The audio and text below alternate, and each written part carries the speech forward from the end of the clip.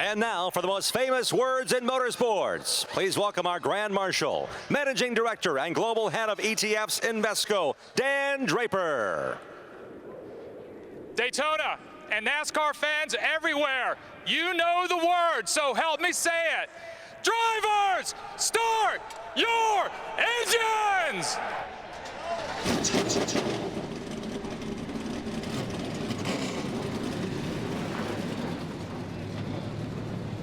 That'll get you going on a gorgeous Saturday afternoon in Central Florida. The season opener is on the way, so let's get geared up. Hey guys, it's Ryan Reed. Austin Cindric here. I'm the noob. He's the noob. I guess which makes me the veteran, which is really weird because I still feel like a kid. We just finished up at the Xfinity zone and the Ford zone. It's a lot of fun hanging out with all the fans. A lot of people here today. Beautiful.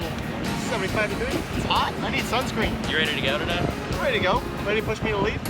Yeah, we'll see. You know, I'm feeling like there's gonna be a lot of teamwork going on early on, and then at the end, I have won here twice. I'd like to make it a third, so we'll just have to figure it out at the end.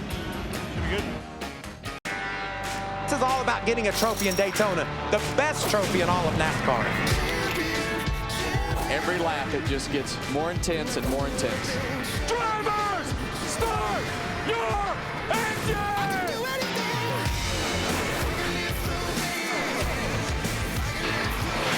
If you want to win at Daytona, it stays with you the rest of your life. We open up 2018 in Florida.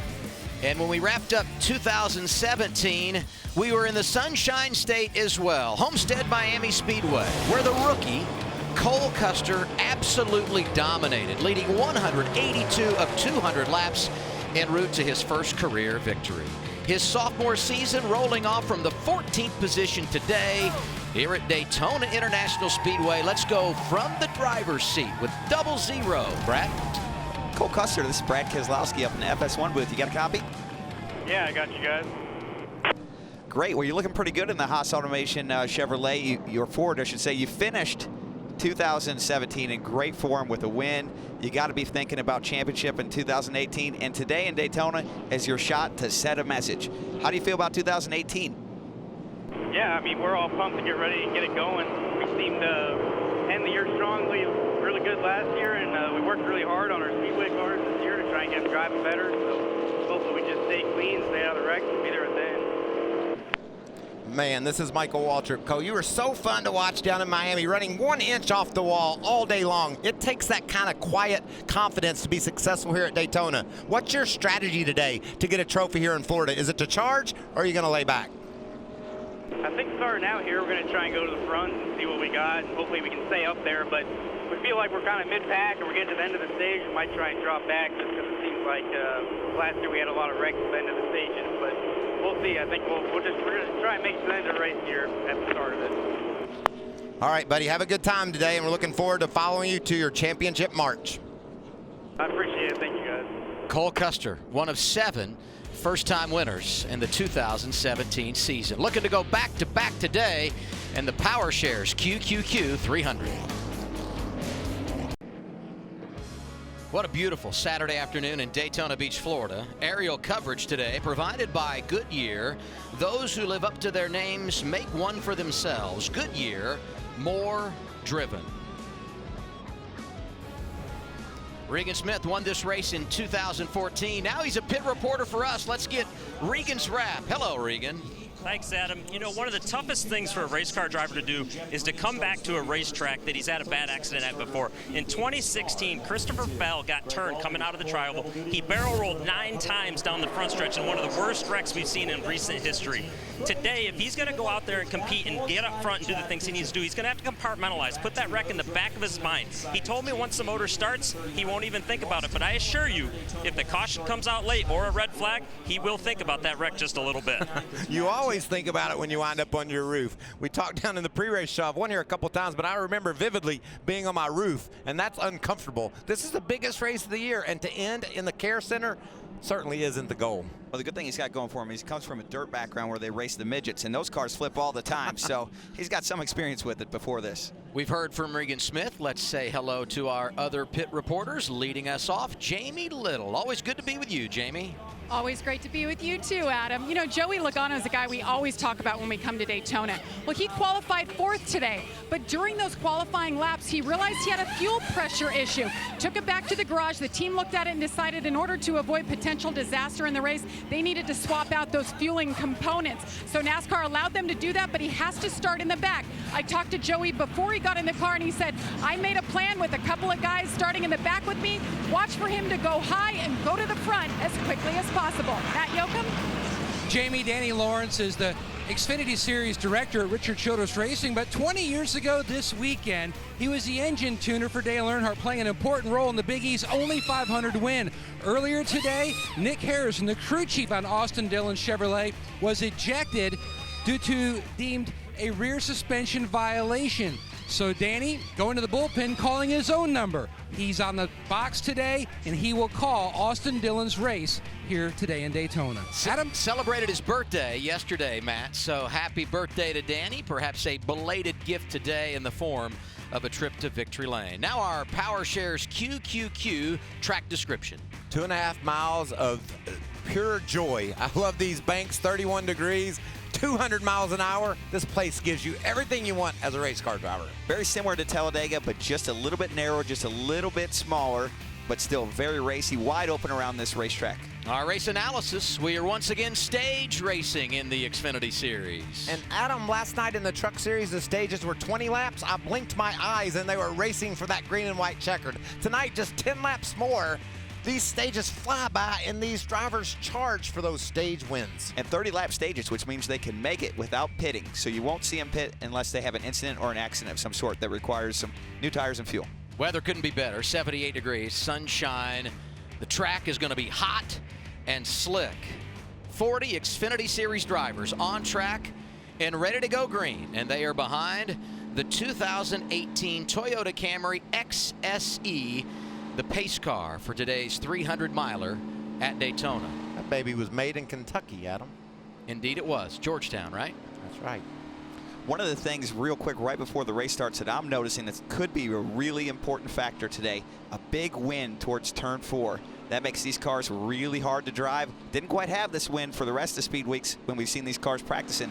That's going to be big for the cars to adjust to. Can't beat this. The off-season, it's officially over. Couple of Daytona winners in the booth to talk you through the season opening race for the NASCAR Xfinity Series. Let's put the green flag in the air and make it happen at the world's center of racing.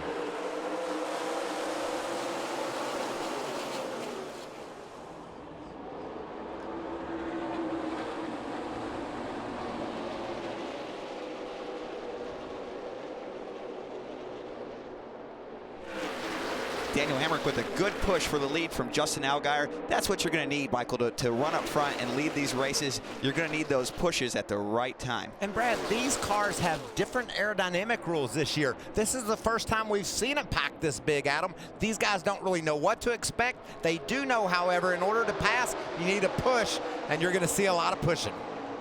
Reddick getting aggressive there with his teammate. Reddick in the white number 9 for Junior Motorsports, running for Rookie of the Year. The teammate I referred to, the 5 of Michael Annett.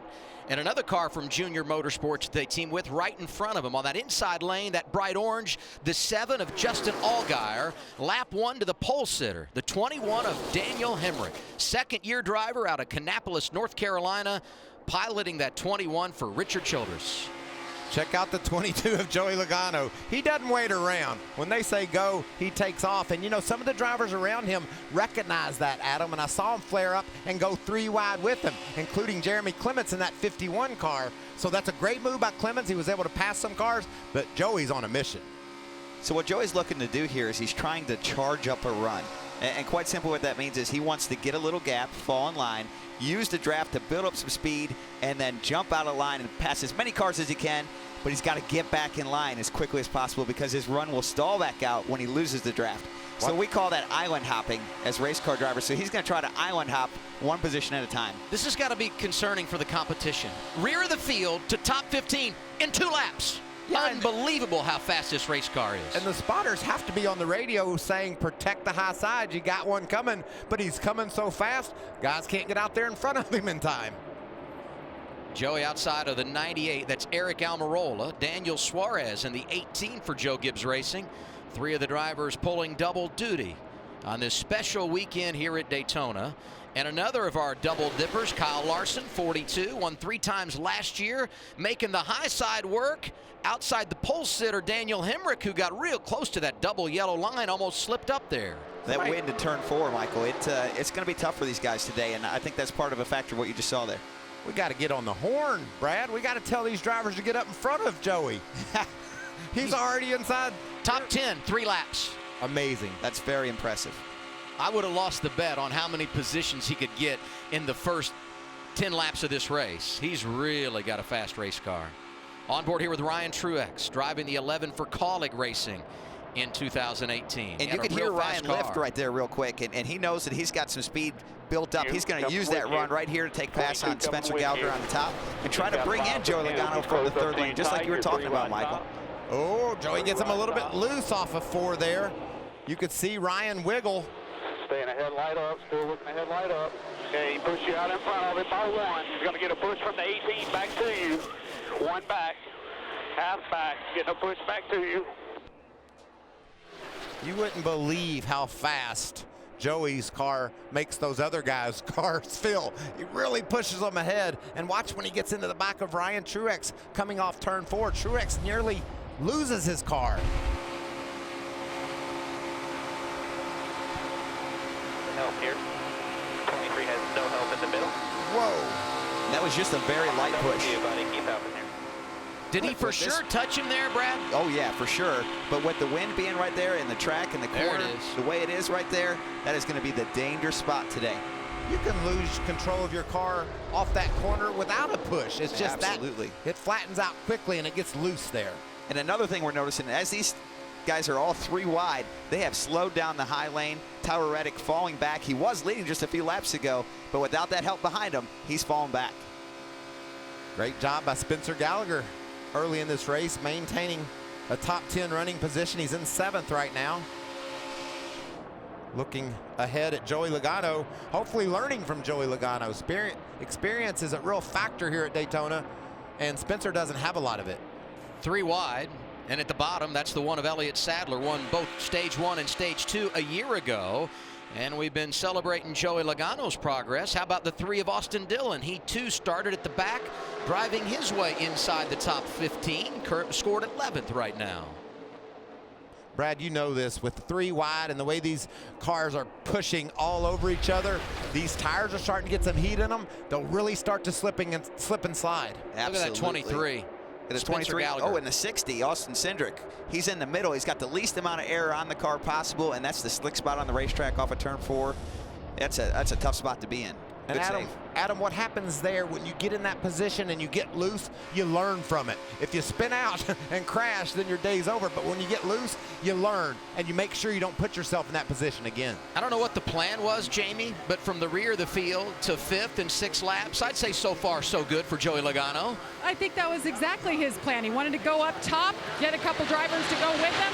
And you know, Adam, standing backstage pre-race with Joey, watching driver after driver come up and talk to Joey about racing here and about his plan, he said, man, I feel like Dale Earnhardt Jr. here. It's pretty cool. And now you see why. Well, one of the things Joey's got working for him is there's been a rule change to these cars this year. A small alteration on the front fascia of the cars.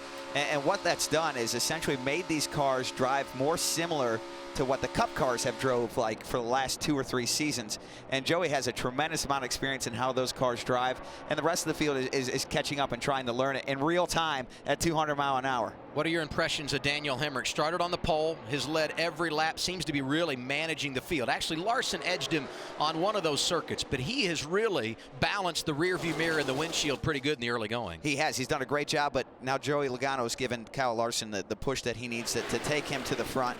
I jinxed him. Yeah, There's Larson in the lead. and the outside lane's coming with Joey Logano, and this is where we're really going to see that Cup experience pay off. And there you see the Cup experience of Logano in the green car, but right behind them, a couple of Xfinity new guys, and they're just trying to absorb all they can off of what Joey Logano does, where he puts his car, how he makes those moves. Oh, and wow, you see again, big wiggle. That's Cindric again in the 60. That's twice. You don't get 3 times a lot of times. He's going to be in trouble coming off this corner, right in the middle. Ooh, and everybody in front, behind him saw that, right, Michael? So now everybody is just going to leave him hanging. They don't want to be around a guy who's loose, and so they're going to hang him out to dry and drop him back if they can. Couple of rookies side by side. On the bottom, the 9 of Tyler Reddick. In the middle, we mentioned Austin Cindric in the 60. Outside, 18, Daniel Suarez. Oh. And coming up the middle, how about the 90 of Josh Williams? He, too, had to start in the back, working his way toward the front of this field. What's the story with Austin Cindric, now 7th, Jamie? Well, it's interesting to watch him. You know, he's only been in the Xfinity Series one time before, and that was a road course. This is his first oval race, and a guy who knows all about him is Brad Keselowski. And Brad, what is it like for him to be dealing with this kind of track at these speeds as he's the meat and the sandwich getting bobbed around there and it he goes. crashes? Oh, no. Big trouble. Yeah, we talked about a couple of slides, or maybe 3. It's going to eventually go wrong, and it finally did. He was very loose. Very loose. Well, this is definitely not the day he was looking for, but and sometimes this is how you learn. Yeah, I'm fine. While we're doing that, lap 10. Sorry, guys. I'm not sure what I can do there. He's going to share that 60 car in 2018 with Ty Majeski and Chase Briscoe. But he'll run full-time for Rookie of the Year because he'll go over to Team Penske, run the 12 and 22. Unfortunately, an early end of the day here for Austin Cindric, and heavy damage as well for Brandon Jones. And another rookie, Christopher Bell, got a piece of that. Here's a look back. So you can see this coming, Michael, that he's already loose, and if you get somebody on your right side, especially off of turn 4 with that wind blowing, you're in trouble. And he got one bobble, saved it, another bobble, and the car's just really light for him right now, and he just lost it. You got to tip your cap to Suarez. He saw the issues that Cindric was having. He flared up, gave him plenty of room, but Austin just couldn't keep his car going straight. And Brad, he said on the radio, I don't really know what I could have done there. What advice would you give your quasi-teammate about what he could have done differently?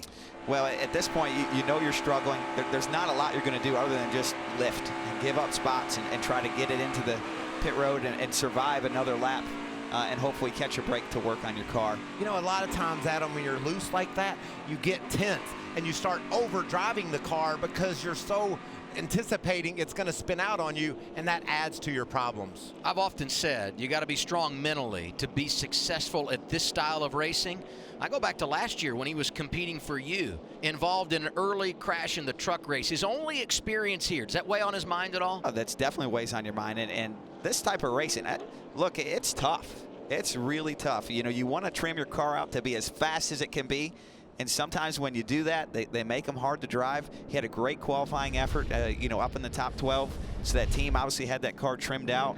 And then as a rookie, that's knowing what positions you can be in and what positions you can't be in is critical. And he didn't necessarily pick that position. You know, Daniel took him to the outside, but he was in trouble, and we could see it coming. Everyone could see blood in the water, so to speak, Michael. And we saw it from lap 3 or 4 when he started wiggling around. But this guy...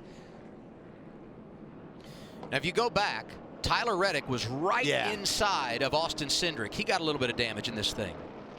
Ready, guys. We may have some sort of ignition problem. I'm going to keep an eye on it, or something electrical. Wow, they got something beyond possible crash damage. His damage doesn't look that bad. He's got a little wheel donut on the right side, but I think he'll be okay with that, Michael. You always think about the impact of series regulars, guys that want to run down a championship. We know Austin Cindric done for the day. We saw Christopher Bell get torn up pretty good. We'll see if he can continue. We just mentioned Tyler Reddick. Ryan Reed, who's won this February race 2 of the last 3 years, got a little bit of damage. So did the 19 of Brandon Jones. Brandon last year on the pole, driving for Richard Childress Racing, the third-year driver out of Atlanta, Georgia. This year piloting the 19 for Joe Gibbs. I want to tell you, though, Ryan Reed did an amazing job of not piling into that crash. Just steady and calm, and got it his way through. That's probably why he's won here a couple of times. Jamie, what's happening? And Daniel Suarez in the pit box right now. All the Gibbs guys pitting, checking the car. They're giving it thumbs up. Very slow there, Matt. And a great run by Austin Dillon from the back to the front. Chassis adjustment, big swing across the back. You can see the tire changer making that adjustment. Remember, now the carrier makes the swing with the wedge wrench. The gas man can only fuel the car or kick the tire, unlike years past. Yeah, Matt, we've gone from 6 to 5 guys going over the wall. to service these vehicles in 2018. Almost halfway through the opening stage at Daytona, and under caution for the first time, a crash involving Austin Cindric. Didn't take long to have some damaged race cars here at Daytona. Welcome back to our live coverage, season opening race for the NASCAR Xfinity Series. It's our PowerShares QQQ 300. 13 laps into this thing, 7 led by pole sitter Daniel Hemrick. The other 6 going to Kyle Larson. Larson leads here. They're on the front row. We'll get the restart as we complete lap 14. 30 laps make up our opening stage.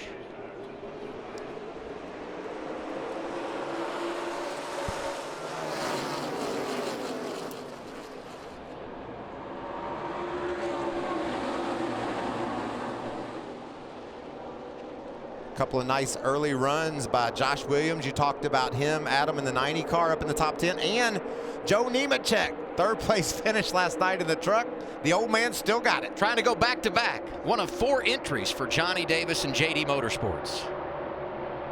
Love seeing those JD Motorsports cars running competitively and up front. Thinking about Johnny today. Yeah, lost his dad Harold yesterday. Our thoughts and prayers to Johnny, his friends and family on a tough loss, no doubt. Love to see him do good things here today. What do you think Daniel Suarez learned from Joey Logano, Brad? Look where he's gone, straight to that 3rd lane up there. We haven't seen that work all week. Well, it's working now with the bigger pack size. These guys, of course, are learning the cars a little bit better, too, at the same time. And I suspect you're going to see the Cup drivers really drive to the front and get there and stay there for a long time, because what we're seeing right now of the cars is that they drive so similar that experience is very valuable for them. Are you surprised at all that Chase Elliott sits back in the 20th position, hadn't really made a move? Yeah, I am surprised by that. Right now, at this point in the race, though, you just need to survive. You know, you look at some of the cars that are out of the race right now. We've already got a handful out, or another cars that are even tore up and basically out of the race. So you got to get through these stages to have a shot at winning, and so there's something to be said for that as well with Chase. Chase Elliott, Ryan Truex. You saw the one there of Elliott, sadly. They're all outside the top 15. And before the break, Matt talked about the changes on how we execute pit stops. I think they had some issues when they came down for the 88. It looks like they thought it was a 2-tire stop and then changed it to a 4. He still hasn't got a left front tire, and I think that's one of the, that looked like it came from the right side, didn't it? Yeah, this is very confusing. There's Joe Nemechek we talked about. Don't look now, but who's on his outside?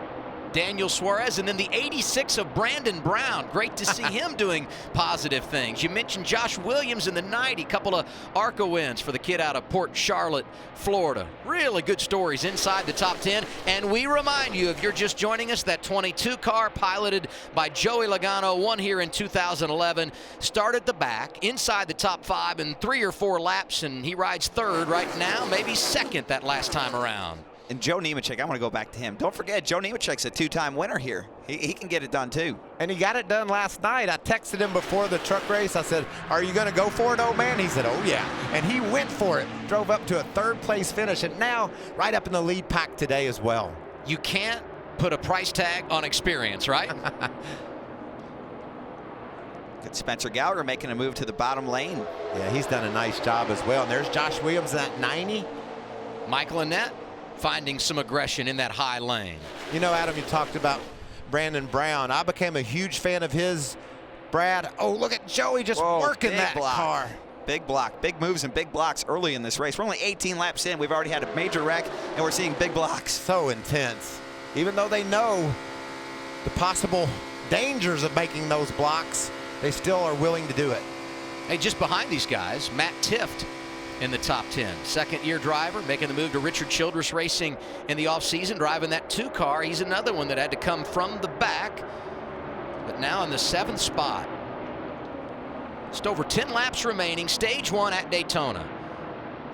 It was Daniel Hemrick early. Kyle Larson has taken over. Logano is there. Haven't said a lot about Justin Allgaier coming off his career best finish, driving the 7. He looks strong today. You know, I got to say, I'm a fan of this package for the Xfinity cars. They look a little stabler than the Cup cars, but yet they can move around, make passes. All 3 grooves are available to these guys. Great job by Wayne Auten and this staff in NASCAR for the Xfinity Series with these rules. I like it. I do too. Elliott Sadler flashing through the middle into 1, right now 9th, Matt. Pitted twice under that last caution. He said the car handles pretty well, but he had some slight damage on the right front corner of the race car, so they fixed that, took their time and fixed it. But you can tell, not only is he having a great run, he's having a lot of fun. I mean, y'all ain't say nothing but that save I had. I mean, I straightened that thing right on up. You did good. I felt like Evel Knievel there for a minute. Is it me, or is that him patting himself on the back there? A little bit, but I'll tell you what, I'm nervous for him right now. He's in the top 3 wide, and they were very, very close together. Spencer Gallagher's car, turn 4, we already know is the treacherous side, and he's already a little loose. So I was nervous for him right here. Austin Cindric out of the care center. He's with Regan Smith. Tough start to the 2018 season for Austin Cindric. Austin, we saw you in some predicaments early on there. How loose was your race car?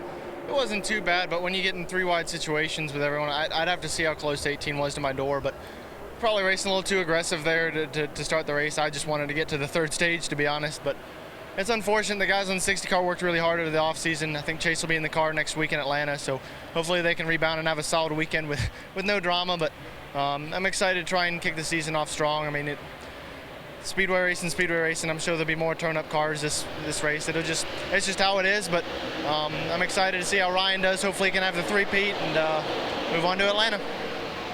It will be Chase Briscoe driving the 60 next week for the Roush Fenway organization. He mentioned Ryan. That would be Ryan Reed, who won this race 1 year ago. Top 5 at Daytona: Larson, Logano, Allgaier, Suarez, and Daniel Hemrick. Stay with us on FS1. You just try and keep racing the way you know how, and you just try and get yourself better and better, and you know what you have to work on, you know your strengths and your weaknesses. I think we're going to have to use a different technique this year than what we had last year because of the new rules. Learning these Xfinity cars at Daytona, making the most of it. Just heard from Christopher Bell, the rookie out of Norman, Oklahoma. Already won in this series last fall at Kansas. One of the drivers knocked out of the race in that early crash. Time now for our Ford Performance Track Facts. Ryan Reed, the headliner, winning 2 of the last 3 February races at Daytona. And would you believe, with all the drivers, the Hall of Famers that have driven in the Xfinity Series, for Jack Roush, Reed the only one that can get one of his Xfinity cars to victory lane. That does seem hard to believe, doesn't it? Here we are, Larry, 5 to go. Stage 1, your thought process on the pit box. Well, the car I'm looking at right now is Elliott Sadler in that 1 car sitting there in the 3rd position. Remember, he's one of the cars that pitted twice back on that last caution.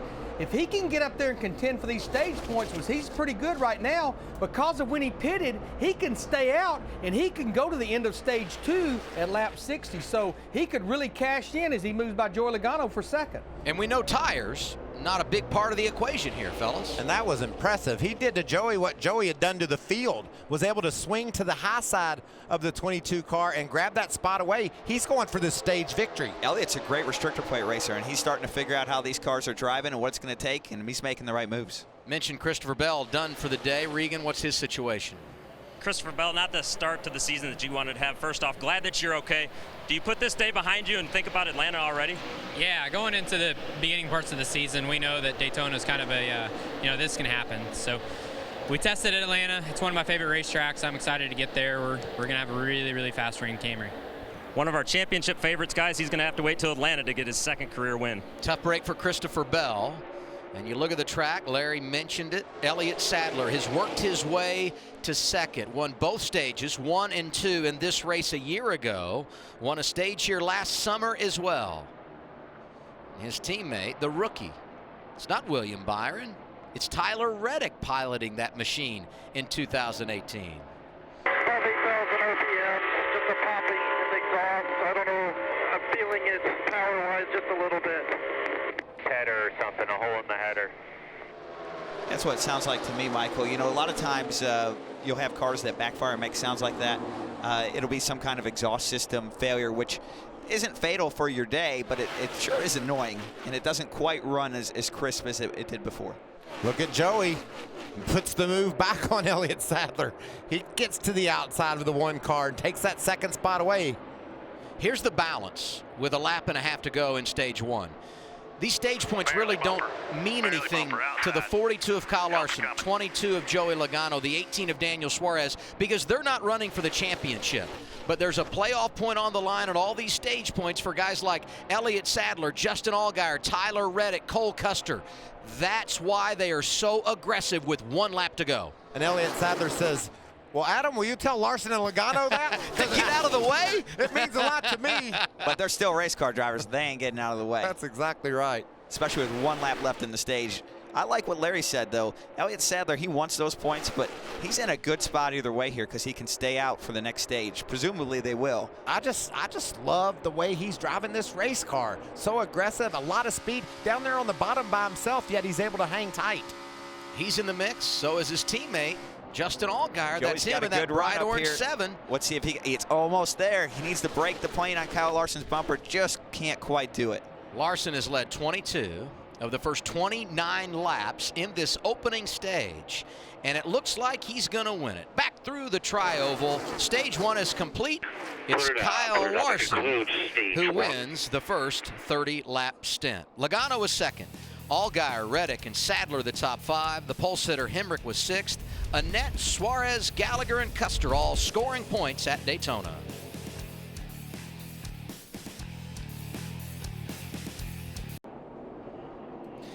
Stage 1 complete for the NASCAR Xfinity Series at Daytona. It is the PowerShares QQQ 300. Opening stage goes to Kyle Larson.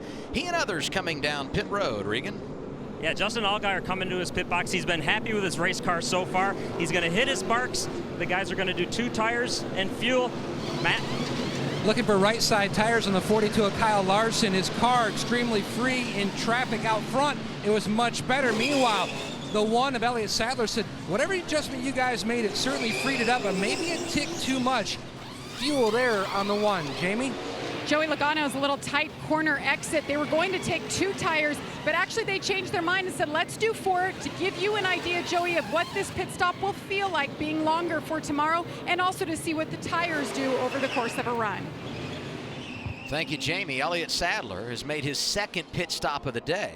Got his tires under the first caution. No tires here, gains track position, and he wins the battle off pit road. Let's see what he thinks about all that. Elliott Sadler, it's Michael Waltrip and Brad. Adam, up in the FS1 booth, do you copy? Yes, sir. I got you, Michael. Well, your reward for being so fast and driving to the front was your crew chief, Kevin Mindering, said, you don't get any tires, buddy. How do you feel about being out front on old tires? Well, you know, we only had a few sets of lanes, Michael, and when we spun down the front stretch, we flat spotted our first set. So we had to put our second set on a little bit too early. But it's all about battling back through adversity. We felt like we did that the first segment.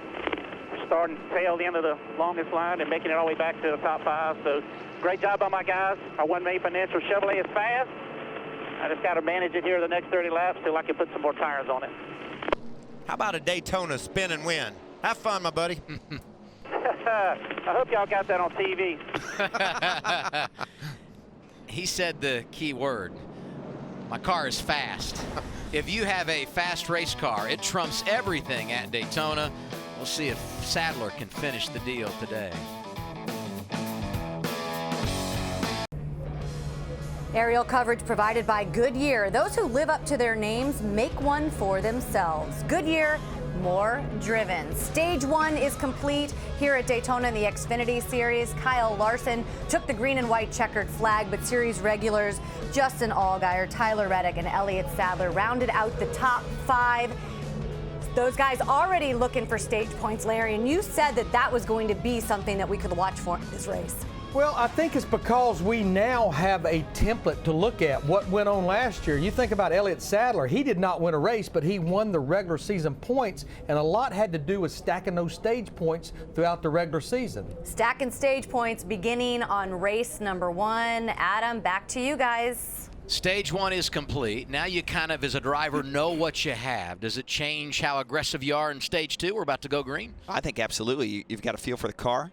Adam, you got to feel for how the race is laying out. You know, got one early wreck. You've kind of figured out what drivers know what's going on, what drivers are maybe still trying to figure it out for yourself. And I think now's the time where you really get in a rhythm. And if you've got the speed like Elliott Sadler says he does, you try to get to the front and run away. just call me a stage fan. This stage racing is awesome. Seeing these crew chiefs use strategy, the drivers fight for every position coming to lap 30, lap 60. This is good stuff today. Few drivers lost a ton of track position on that exchange of pit stops. One of them, Joey Logano, from the top 5 to 16th on the restart. Let's listen to the spotters as we go green in stage 2.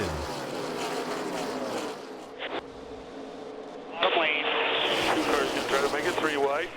Still locked up. 5 staying with you. 21 and 3 line up bottom lane.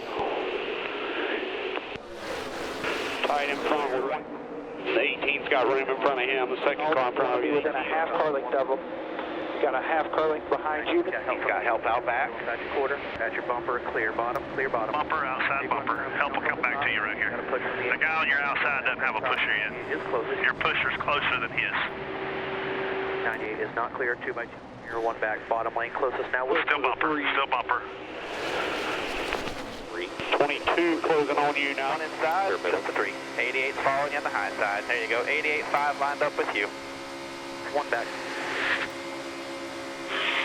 Helps on the bottom. 1 back. 3 right middle. Looking for 2. Only 1. That's all you need. Just run out just like we did about 24 more times. Been a lot of 3 wide. Nobody's got a pusher in your mirror, man. No big runs either side. 3 wide middle. 3 wide middle. 21 and 3 on the inside lane. 5 and 23 on the top lane. No help right now. 23. All the help with you, though. 00 middle by himself. 2 inside. A lot of good help with you. You are clear. Middle. Outside. Outside lane now. 3 wide middle. Good work, bud. 3 wide behind you. 4 car lengths back. You're still bottom 2. Checking up in front a little bit. All rolling. Outside, outside. Still got your teammates pushing you.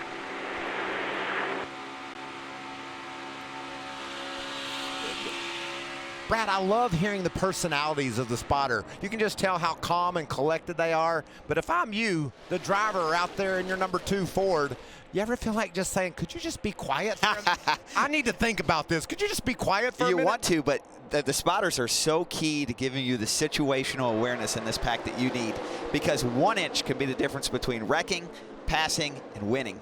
And so that's why it's so critical to have these spotters. I mean, these moves are happening so fast. You just saw Kyle Larson change lanes, and his car's a little bit sideways. That's at 200 miles an hour. That's really impressive. I just want to remind you tomorrow when you're racing, your spotter's about a half a mile away from you when you go into turn 3. So it's really difficult for these guys. I didn't want to hear that, Michael. Oh, I'm sorry. I want to believe he's right there and he can see everything perfectly.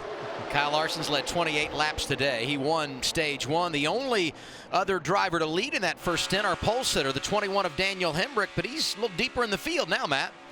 Talking a lot about youth in this field, but also on the spotter stand. Daniel Hemrick's spotter, Brandon Lyons, has never spotted at a super speedway before until today, but he will be with Daniel all season, so he's working out the kinks, just learning the ropes. High atop the spotter stand in this type of racing, which is so quick, he has to be so concise with the terminology and how he breaks down how the cars are making runs at that 21, Jamie. And you're riding on board with the 11 of Ryan Truex, a new face and a new place that you'll see full-time this season. Of course, he's the younger brother of our Cup Series champion, Martin Truex Jr.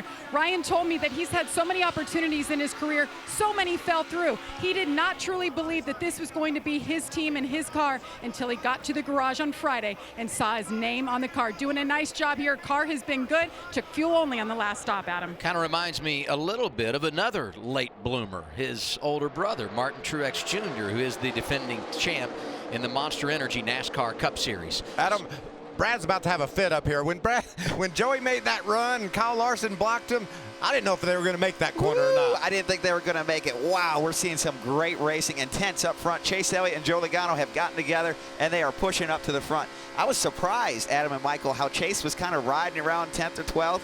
End of the first stage, he turned the wick up. Hey, look at the guys in the top 5. People that we would expect to be here. Larson leading.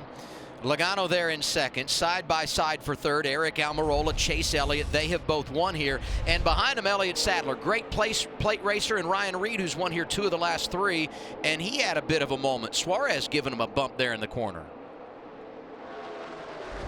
If you just look right now at our top 6 drivers, all of them have won here. All of them are just great experienced drivers at the cup level. You know, it's funny. A lot of help on the high side. It's going to be the ticket off the corner here. Nope, 98's trying to get up in front of him. Nope. Not today. See there, the drivers doing double duty. They're all having great success today. A third of the way through stage 2 at Daytona, and Larson out front. It's a beautiful Saturday afternoon in Daytona Beach, Florida. Good to have you with us live on FS1. It's the season opening race for the NASCAR Xfinity Series, the PowerShares QQQ 300. Kyle Larson won stage 1. He is the race leader. Halfway through our second stage, Chase Elliott has made his way to the front in that 88 car. Logano is there, Ryan Reed, and Spencer Gallagher also in the mix. That was just a good prediction there by Chase Elliott. He didn't really block Joey Logano. He just said, I think Joey's going high, moved up, and his run was cut off. But wow, Brad, these guys are so aggressive. The bottom's tight. Very aggressive. You see a lot of lane changing. And what they're trying to do there, they're trying to break the plane to the front bumpers to get an extra push of air to speed their car up and slow the car behind them down. We did have an early crash, lap 13, took out 2 of our championship contenders, Austin Cindric and Christopher Bell, and since then, the 2 of Matt Tifft has also had an issue, Regan.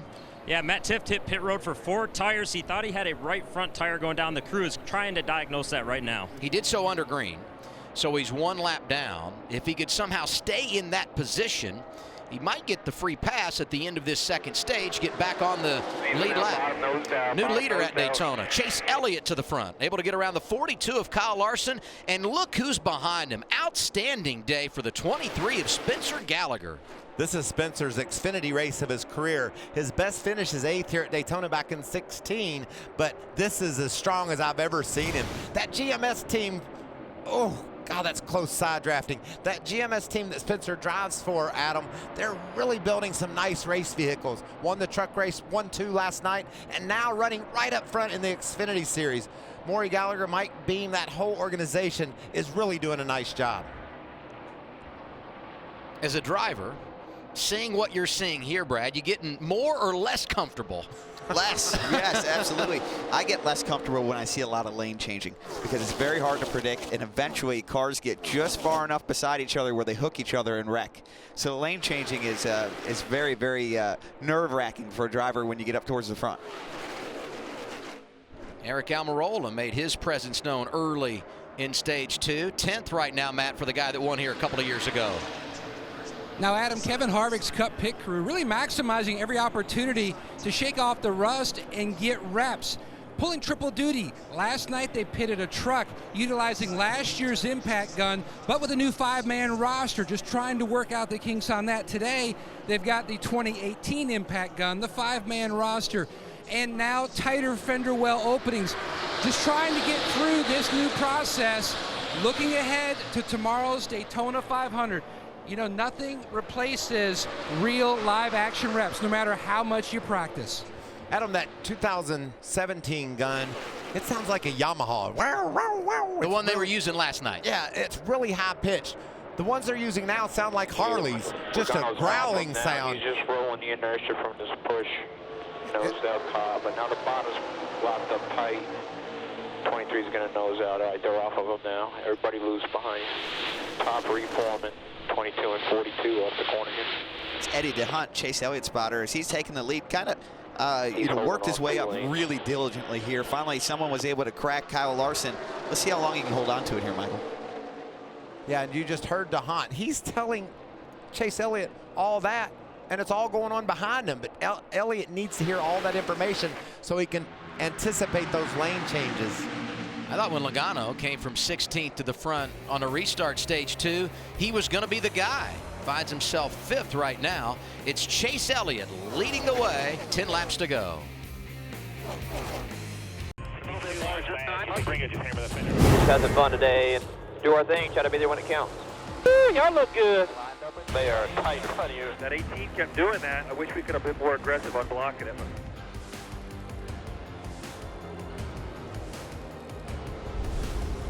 Six laps to go in stage 2 here at Daytona. Stage 1 went to Kyle Larson. He's led 36 laps today, but 8 laps ago it was the 88 of Chase Elliott who got around him.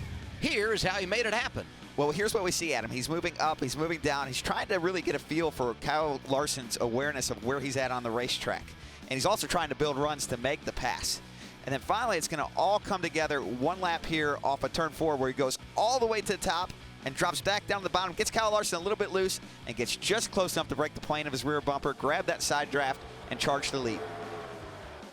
Larson might have been taking notes because I think he wanted to return the favor here, Michael. You know, and Adam, Brad, these guys, you think, why do they care about leading this lap? Why don't they just ride? They've got to learn. They've got to understand how to get back just enough, get the right push to grab the lead, put that in the brain, understand how you accomplish that move so you can use it later in the race. Well, yeah, and of course you want to show everybody else that you're the best too. That's part of being a race car driver. And here Joe Logano's going to make a very similar move, top of 3 and 4, then drop down to the bottom, use that banking to cramp up a little extra speed and make the pass to second. And as soon as he makes that pass, he starts positioning himself for this pass. Absolutely. He got right in front of Larson, hoping to get a push. You could see Chase just going to come at you very hard right here. Back and forth. Behind you. Bottom. They're off each other now. On you. Bottom.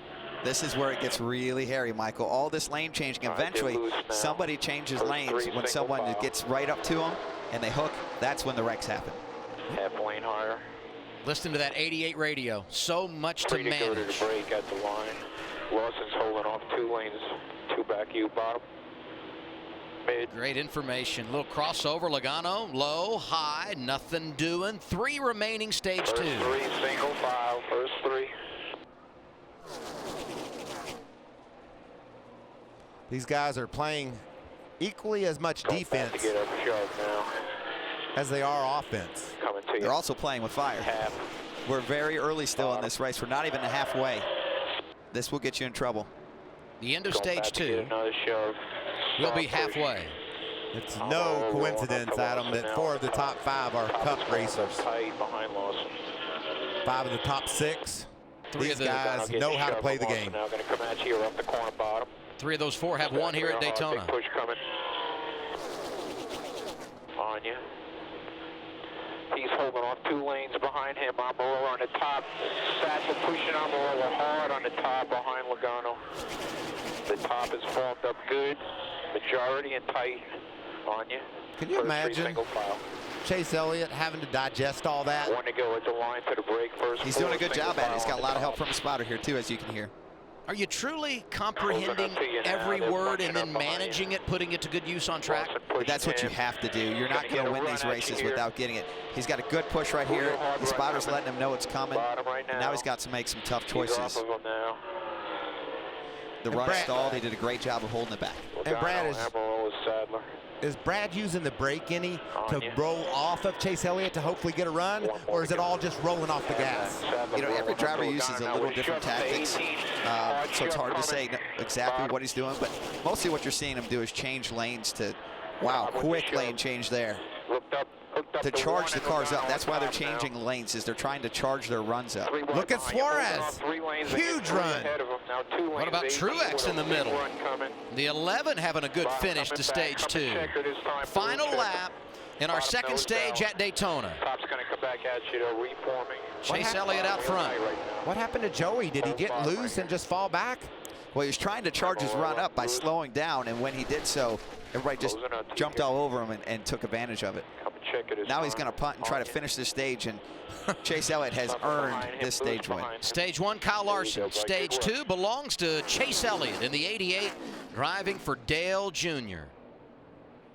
Second, Eric Almirola. Kyle Larson, Daniel Suarez, the top 4. Best series regular collecting points. Way to go, Spencer Gallagher. He was 5th. Let's have a little fun and play on this day, February 17th, 1818. How about that? The bicycle invented, huh? February 17, 34, the first driving course offered, right? 1974, Richard Petty wins his first Daytona 500. I mean, his fifth Daytona 500. And Bill, in 85, wins his first Great American Race. How about that? That's a big day. All of that on February 17th. And today... Was Chase even born? 2018. No, he was born. not. And in 2018, Stage 2 belongs to the aforementioned Chase Elliott, who's had a good afternoon in the Xfinity Series. Now, do they ring the siren for a stage? I don't think so. No, you got to have think the so. whole thing, right? Yeah. Okay. Dawsonville, Georgia, the home of the Elliott clan. Yes. And the Dawsonville Pool Hall, where every time an Elliott wins a race, and we found out last night, if you're from Dawsonville and win a race, Spencer Davis was competing last night in the Truck Series. They'd ring it for him, too. They're going to ring it Really? for him. That's great to know. They rang it 2 years ago We because love race Chase fans. was able to win. We love race fans that really care about their hometown guys like Dawsonville, Georgia. Way to go, guys. Got to celebrate it. So we have seen varying pit strategies so far today. The top 5 at the end of Stage 2. Chase Elliott, Eric Almirola, Kyle Larson, Daniel Suarez, Spencer Gallagher. They are headed your way, Matt. Chase Elliott's team planning ahead for the final stop in this event. They're going to take 4 sticker tires on this stop so that way they can do some scuffs on that last stop. Meanwhile, the 98 of Eric Almirola, a little free, especially when someone is shoving him from behind. Air pressure change on that car. And the 42 of Larson, he's having to really saw on it a lot. He just doesn't have a whole lot of wheel in it. 4 tires on the 42. Jamie? Daniel Suarez in the 18 said he gets tighter as he goes. He had to get out of the gas a couple of times. It was a 4-tire stop. He needed help getting into the center and off. Strategy playing a role there. Top guys off the pit lane, led by Eric Almirola, all taking 2 tires. Kyle Larson, the first off with 4. Behind him, Chase Elliott, who got 4 tires as well. Let's hear from the winner of Stage 2 in that Hellman Chevrolet. Chase Elliott, this is Brad Keselowski up in FS1 booth. You got a copy? Yeah, but go ahead. I got to tell you, man, I drive these cars for a living, and I'm watching these guys in the stands and the people at home, and we're all thinking, oh, my goodness, this is crazy racing. I got to know, what's it like from your seat? It's been a pretty fun day. These guys are really aggressive, and the majority of the guys that are racing tomorrow are being extra aggressive this afternoon, so I'm having a lot of fun with them. We'll try to stay up front or get back up front and see what the rest of the race has to offer. Well, congratulations on your Stage 1 win. Do you think you can keep it up there? Well, we got to get back up there first, so I think if we can get there, I do believe we can, but just a matter of getting there first. 4 tires on that pit stop versus 2 on the last stop. Do you think that's going to help your car drive a little better, or is it driving good as it is? Yeah, I think 4 is a good call. I think a lot of guys took 4 just then, so trying to open up opportunities for the last one, so we'll see how it plays. 10-4. Well, good luck to you, Chase. You're my pick up here in the booth, so no pressure, man. We're counting on you. Awfully nice of you, Brad. Hey, and he said it on the strategy. Taking 4 tires there gives you options for the final pit stop, and everyone going to have to come down pit road one more time. The final stage next at Daytona. We have reached the final stage, opening race of 2018 for the NASCAR Xfinity Series. It is the PowerShares QQQ 300 Stage 2 winner, Chase Elliott, and that's after Kyle Larson won the opening stage of the day. Joey Logano started at the back. He's been in the mix all afternoon, but a little frustrated there late in Stage 2. What's the story, Jamie? Well, Adam, remember at the top of the show, I talked about Joey having a fuel pressure issue in qualifying. They changed out those fueling components, and he had to start in the back of the field. Well, just before the end of that stage, on the backstretch, under green, his motor shut off. You see it right there. What the heck? Motor shut off. It came back on like nothing was wrong. So it's certainly something they're keeping an eye on. It looks like they didn't work out those gremlins quite yet. Hey, Jamie, I'll bet you $100 he didn't say what the heck. I'm going to bet you $100 on that. You know, we just have to edit those things. I know Joey pretty well, and it could have gone either way. It might have been a heck, right? It might have been. Yeah, he's a father now. I don't want to paint him in a bad light. Pacing the field today here at Daytona, the 2018 Toyota Camry XSE. And I will say, the pace car should be good on fuel because he hasn't had a lot of work today. Had the one early issue. Adam. And a caution at the end of stage There's still 1 55 and stage to go, 2. buddy. Oh, that did I was speak way too too soon? early, my friend. Going to be 54 laps remaining. When we go green in the final stage, Eric Almirola, Daniel Hemrick out front. Let's crank it up on FS1.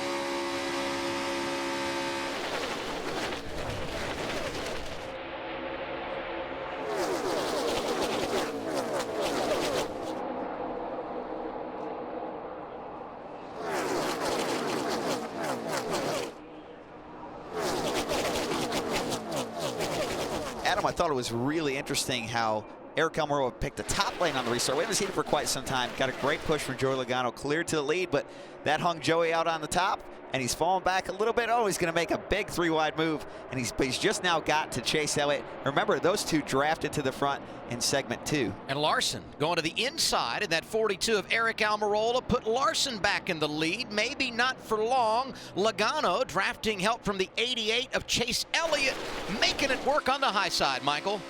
You know, Adam, I thought after stage 2, maybe we'd calm down and get in line and head toward that finish. These blocks are ridiculous. I mean, I just can't believe how much timing at nearly 200 miles an hour these drivers are relying on to make those moves. Brad, you can't just simply listen to your spotter and cut over like that. Yep. That's got to be a seat of the pants feel. There's a lot of instinct involved in that, Michael, but we're seeing a common theme here. 3 drivers have emerged. Chase Elliott for sure winning stage 2, Kyle Larson winning stage 1, and now Joey Logano in the lead. A couple of things we got to pay off at the end of stage 2. Free pass went to Matt Tifft, so he's back on the lead lap. He got a lap. Brandon Brown lost one, Regan. Yeah, Brandon Brown got a penalty for pitting and fueling outside of the box, so not a good situation for him here. Ryan Truex also speeding on pit road, but he's worked his way back to the top 10 despite the penalty, and the battle for the lead is on again. How great is this? Chase Elliott, Joey Logano, Elliott Sadler, all right there for the top spot. And Chase had Joey right here, but Elliott Sadler went the other way on him and split him, so that hung him out. Now he's going to get split again, 3 wide in the middle. And look at that red car, the first red car on the high side, Ryan Reed. He was involved in that accident early in the race, and now he's battling inside the top 5. You're talking about somebody that just gets restrictor plate racing and knows how to position himself near the front. That's Reed. Reminiscent of last year when he went through the grass on the back straightaway, involved in a couple of accidents, somehow found his way to the front, ended up getting his second win here. I got to tell you, Chase has got to be really frustrated right here because he made the right move and he got hung out to dry. He made a beautiful crossover move off of 4 to take the lead and just hit a wall of air when nobody would help him. And that could be the difference maker. Sometimes you make the right moves, Michael, and you don't get any help and it just doesn't work. So, Larry, let's go back to Brandon Brown being penalized on that last cycle of pit stops. There he is, left of your screen in the lower box in the 86. Yeah, you can see right here, he slides across the front line, the green line right there, and they start the pit work. That is considered pitting out of the box. And I think the other thing that happened right there, you saw the fuel man had the can engaged. You can perform no work whatsoever on that race car, not even fueling the car when it's outside the box. That's the reason he was penalized 1 lap. He's 37th, 1 lap down as Brandon Brown. And this is a new rule for this year. Now, if some of you may remember, last year we saw it in the playoffs with Jimmy Johnson where they put a lug nut on, one stop or one box ahead. There was a lot of questions about that. This year, that's been cleaned up. Now you can do absolutely no work outside of your box. So the viewer was allowed to have the can engaged as the car was leaving before. No more. No more. So this is all part of the new rules, and the Hawkeye system creates a really fair and objective way for NASCAR to police that. And that's just a communication issue. The crew chief has to be on the ball on that one. When that car slides through, he has to call off the work. The team can't get near that car, get the car pushed back. That penalty doesn't happen. Hey, if you went in the garage yesterday, every team would say the man to beat in this race, Joey Logano. Had the problems, unapproved adjustment, started this race in the rear. Drove up to second, lost all those positions on pit road at the end of stage 1. He was 16th. Drove to the front again. This is the first time he has led today. 5 circuits out front, the double deuce looking strong with 47 to go. Adam, Brad and I keep hitting each other saying, there's no way these blocks are going to keep working. There's no way they can keep doing this. It's just too close. We've been wrong so far. We have been, but look at my buddy Clint Boyer. He says via Twitter, these blocks are ridiculous and won't last. I think I might side with Boyer on this one. I'm with you. I'm with you, but give him credit. It's worked so far, but we still have a long ways to go. 47 laps to go in a 120-lap race. But Joey's been so good. Whoa, wow, look at that one. Oh, my goodness. Inside, you got help coming now. Good help with you. Make him help you. Good help with you. Hold on, I got to catch my breath, Michael. And there you go. He's going to have to go back to block the bottom here. No help in your mirror. Get the air and get away from here. 18 is right on his bumper. The blue car in your mirror is your help. Blue car, the 1 coming to you. That's your help.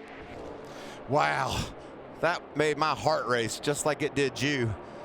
And Clint was nearly right. That almost didn't The 42 was dead sideways through the tribal here that last lap, trying to take the lead. That was an amazing save he made. Chase up the middle. After all that, Larson back in the lead. Well, maybe not. Here comes Logano. That blue car behind him, the one of Elliott Sadler. He's been one of the best series regulars here today. Look at Elliott. And he's going to take the top spot. In the middle, you're clear high. Clear high. Logano said, okay, I'll go with you. That worked out, huh? That was beautiful. See, this is the thing about side drafting, Michael, is when the cars get really tight to each other that they have to do the side draft. Those lanes behind you are coming with a run, and if you leave a hole, they're going to take it.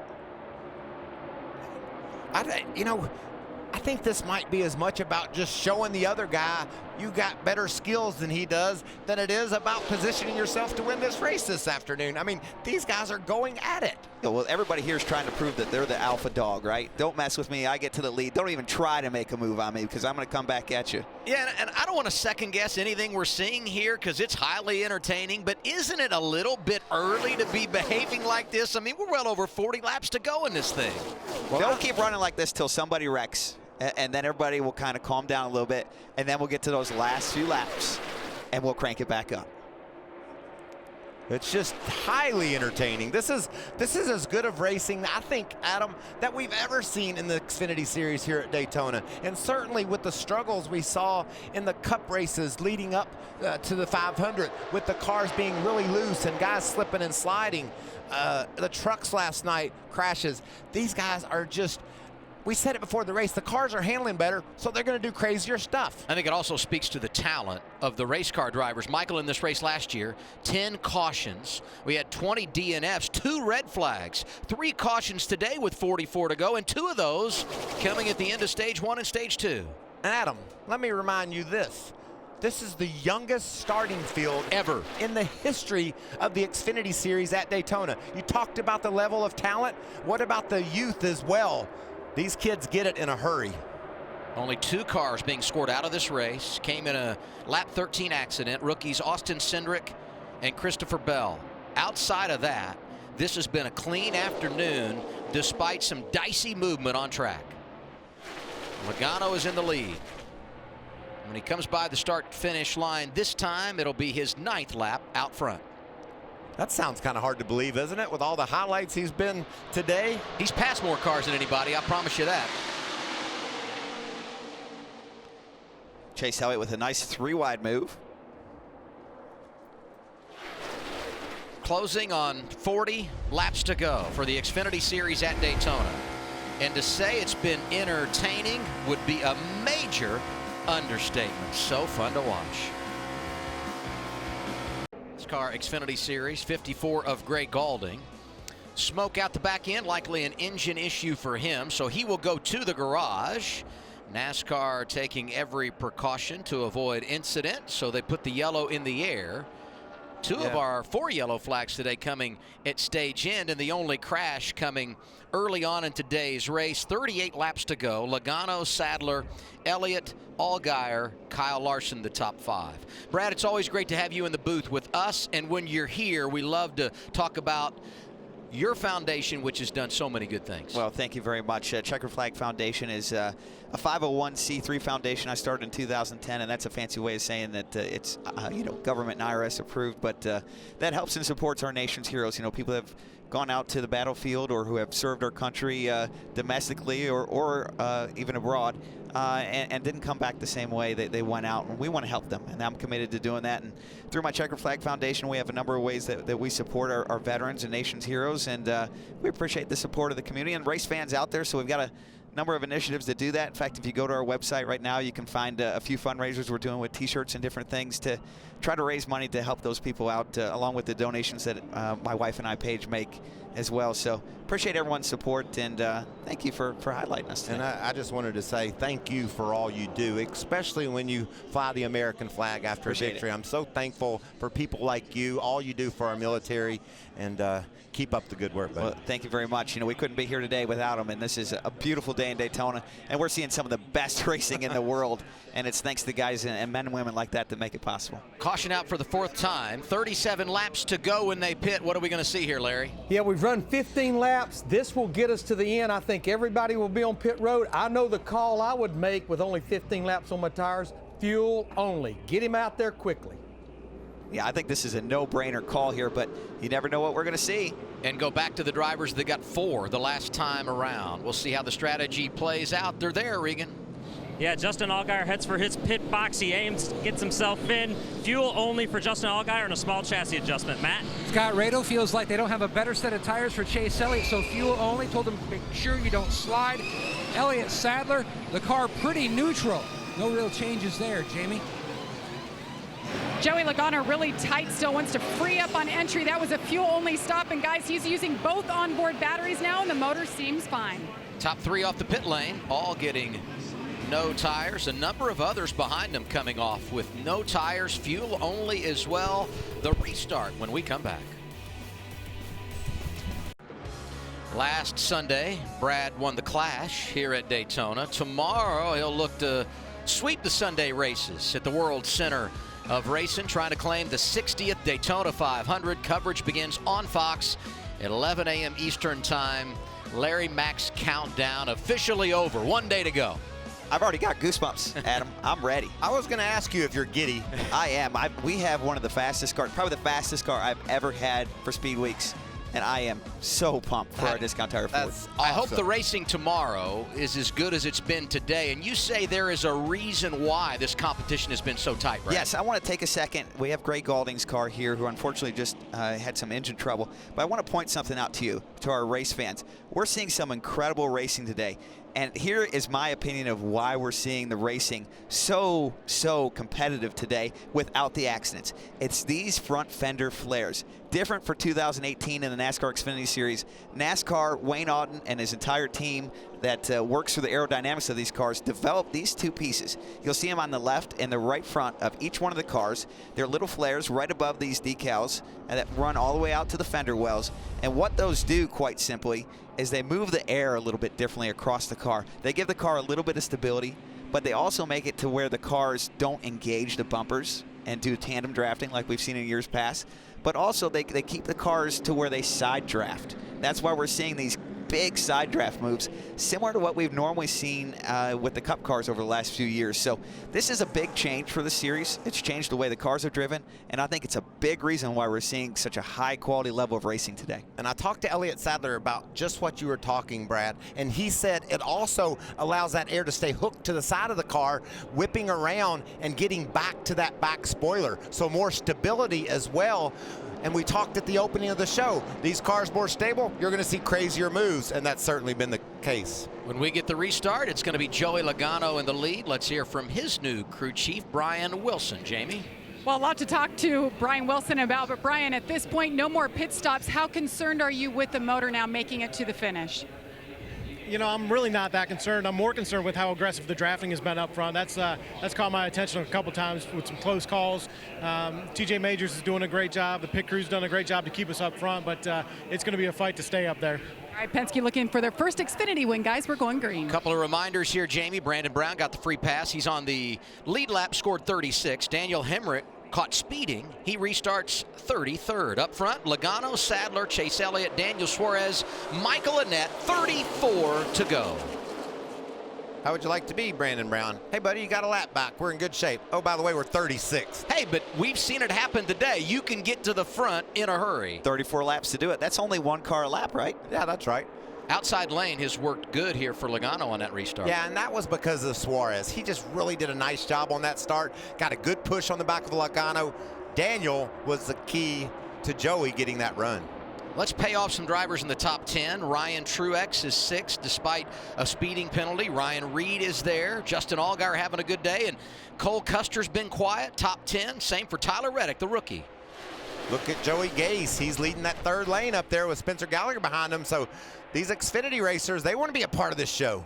Let's give some love to Eric Almirola. He's 8th, won at Talladega last spring. Sorry, I lost the lead there. Just like I said, with the 42 Stuckert being side drafted me, and when it kills my momentum, it dies. It falls on its face. And it takes me a lap and a half to 2 laps to get it pulled back up. That was prior to that last caution, obviously. Almirola going to have to work through some traffic to get back to the front. And I'll tell you who else is going to have to work through some traffic is the 42. Kyle Larson. This is the first time I've seen him back in traffic. I'm curious if he can work his way back to the front. We've seen Joey Logano and Chase Elliott do it. Can Kyle Larson? What's up with him, Matt? Well, to answer Brad's question earlier, the 42 of Larson, he could be much more decisive and aggressive with his moves the last run right before that stop. He said, I need a significant adjustment. I just cannot make quick moves, which is what I'm going to need to do. Left side tires and a huge chassis adjustment on the 42. I bet he figures it out, Brad. I think so, too. He's a world-class race car driver, and this is his moment to shine. He's led the most laps today. Won stage 1. Yeah, we caught a glimpse of several cars in that middle lane, Regan. They're just really dancing around back there. What's Tyler Reddick saying about his car? Is it better now? Yeah, Michael, way back on lap 12, we heard him complain about what he thought was an electrical issue. They've gotten to the point now where they think it's actually a header with possibly a hole in it. And I know for me, that was always one of the toughest things to diagnose back when I would have that happen in the race car. Brad, it always makes you think you have power going down and gives you issues on the track. Absolutely, Regan. It's a really peculiar sound inside the car because when the engine blows up, it sounds the same way it does as when you have an exhaust system leak. And also, it makes the car very, very hot inside the driver's cockpit and full of noxious fumes. So no fun to deal with at all. Adam, you're seeing the 3 wide get bigger and bigger. We were 2 and 3 rows wide, 3 wide, or back 3 wide. Now it's just most of the pack is back there 3 wide. The clock is ticking. Every lap that we wind off, the intensity level goes up, and these guys have to push. 36 cars on the lead lap. So many still in this mix. Perfect example, Brandon Brown had that speeding penalty, actually for pitting outside the box, lost a lap, got it back, and has gone from 36 to the top 15 in a couple of laps on this restart. You can make up ground, but it's not easy. On board here with Ryan Truex shooting the middle. Did you just say 36 to 15th? That's what I said. Make it 11th now, Michael. And the battle for the lead. Big move here. Sadler there. His teammate Chase Elliott, they're trying to run by Joey Logano. Joey Logano took Chase Elliott all the way to the top of the track, which drug Elliott Sadler to the bottom to try to pass him 3 wide. And Joey came down wisely and shut the door on Elliott, used that as a push to retain the lead. Those were big, big moves from all 3 drivers. Just incredible racing. Joe Nemechek inside the top 10. Austin Dillon, who started at the back. Haven't heard much out of the 3 car, but he is in the mix late. And I got to tell you, Adam, it takes nerves of steel to do this. I mean, you've got to trust the other racers. What's going on with Logano, Jamie? Joey Logano just radioed, motor shut off again, motor shut off again. Obviously it's back up to speed, but definitely concerning here in the 22 camp. I guess we know why. Every once in a while, those behind him get a big push if the engine shuts off, huh? Wow, that's there's a whole field. I mean, we've made it 91 laps without wrecking. I can promise you, if Joey Logano's motor shuts off in front of the whole field again, and it stays shut off, we're not going to get away with that one. I don't see how we've gotten away with all that we have. Because they're world-class race car drivers. This is what they do, and they're doing it so well, but so aggressive. The give and take has been something to watch here this afternoon. Double file as they come across the start-finish line, 28 laps to go. Logano up to 23 laps led. 12 lead changes today among 7 different drivers. Whoa, Chase Elliott just a little bit late on his block there of Elliott Sadler. He let him back in line, didn't want to wreck his teammate, and he's going to use that for a push to maybe get by Joey Logano here. Great camera work by our Fox crew. That was beautiful. That big push, Elliott's going to try to use it to get up beside Elliott. I think he's going to make it. He's going to get some help from Kyle Larson in the 42, and here comes the 1 car. Oh, by the way, the 42 is back. Kyle Larson in the top 5. A lot of speed in that outside lane, helping Elliott Sadler in the blue number 1. Didn't take him long, did it? Still amazed Ryan Reed is hanging up there. Brandon Jones has resurfaced inside the top 10. He too got damage on that opening crash at lap 13. How confident is Joe Nemechek right now? The 54-year-old from Lakeland, Florida, 3rd last night. 7th right now. Won this race a couple of times. Running 7th right now in that bright red 15 car for Johnny Davis. And his son is going to be in the field next week. John Hunter Nemechek sharing the 42 at Chip Ganassi Racing with Kyle Larson, a group that won 5 times in 2017 with 3 different drivers. And there's Larson right on cue, looking inside of Elliott Sadler. That's for the 2nd position. And clears him. Just a really nice side draft maneuver. Used the high lane to turn 4, then got down underneath Elliott Sadler, cleared him through the tri-oval. Just really great tactics. Looked like that 15 car of Nemechek's I was talking about nearly caught the wall coming through the tri-oval. A little high there. He's running 5th on that outside lane, getting a huge push from Brandon Jones. Brandon's doing a nice job, like you said, Adam. I like him. Gibbs cars didn't qualify well. You cannot lock bumpers in the draft in the NASCAR Xfinity Series. The 1 of Elliott Sadler, the 88 of Chase Elliott teammates have been posted by NASCAR for doing just that. Wow. That's a game changer. This will take him out of the race. What happened here, Michael? Well, we haven't talked about this today because of what you spoke of earlier, Brad.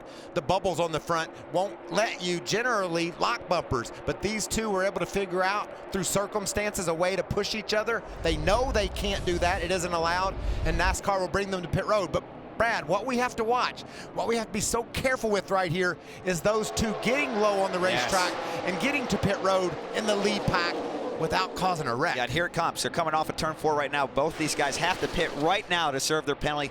Let's see if they can do it without causing an incident. Green flag pit stops here are not easy.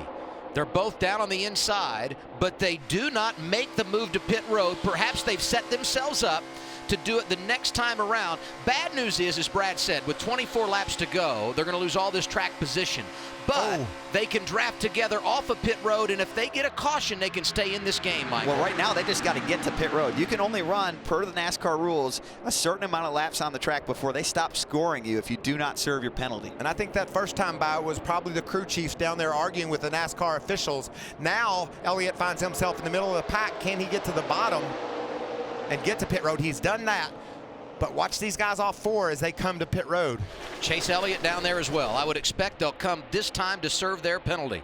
Meanwhile, at the front, Larson leading Joey Logano. Here they Austin come, Dillon both is on the pit there. road. Daniel Suarez as well. And there go the 1 and 88.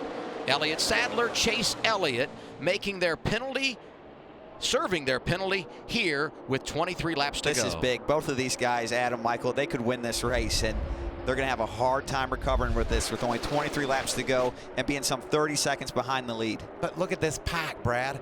We talked about the blocking. Clint Boyer talked about the blocking. Can they keep pulling it off?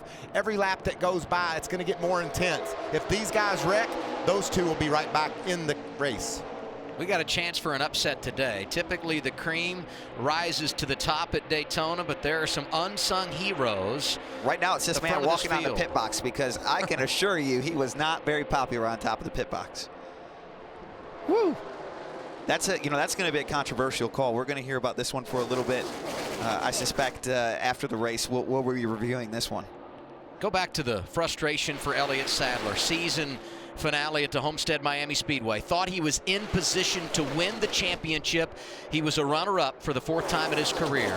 Very much a part of the equation here today to get a win at Daytona, and penalized with just over 20 laps to go, likely taking him out of contention. Oh, whoa. He's Can he gonna save it? Wow, what a save. Oh, and now Cole Custer into the wall. Caution is out. Oh, this is going to tear up some good cars, too. Daniel Hemrick, the pole sitter. Spencer Boyd is there. I'll tell you, the 76 car, Boyd, he never quit driving, Brad. He was fighting that thing through the traffic, did a nice job of coming out the other side. I don't think there's much damage to the 76 car. Same with Joey Gase.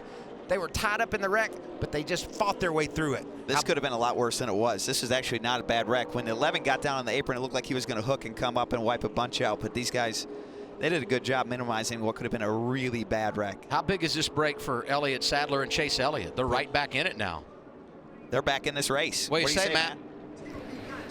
The guys that have the most spiles, the 1 and the 88 teams. There was a little bit of concern about possible damage on the right side of the 1. His spotter, Brett Griffin, said it looks pretty decent. We are good. They are back in this now. No doubt, Matt. That's awesome. We're going to see a restart with those guys at the back of the pack. That'll be exciting. Let's see what happens to Ryan Truex. Probably gets pushed out of line.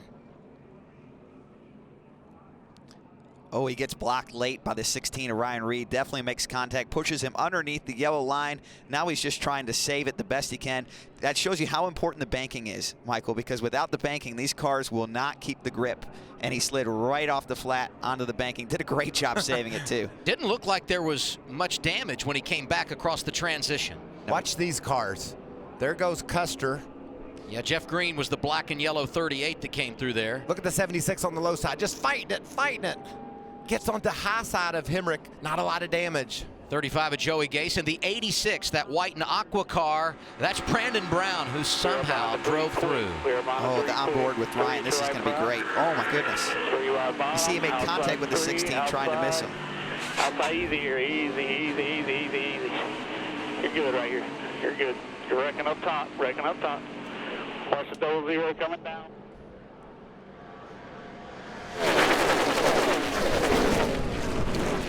We learned the rule last weekend in the Clash. If you pass below the double yellow line and you don't give up that position, you can be penalized. But if you force a driver below the double yellow line, you can as well. Ryan Reed black flagged here. Now let's listen into the 11.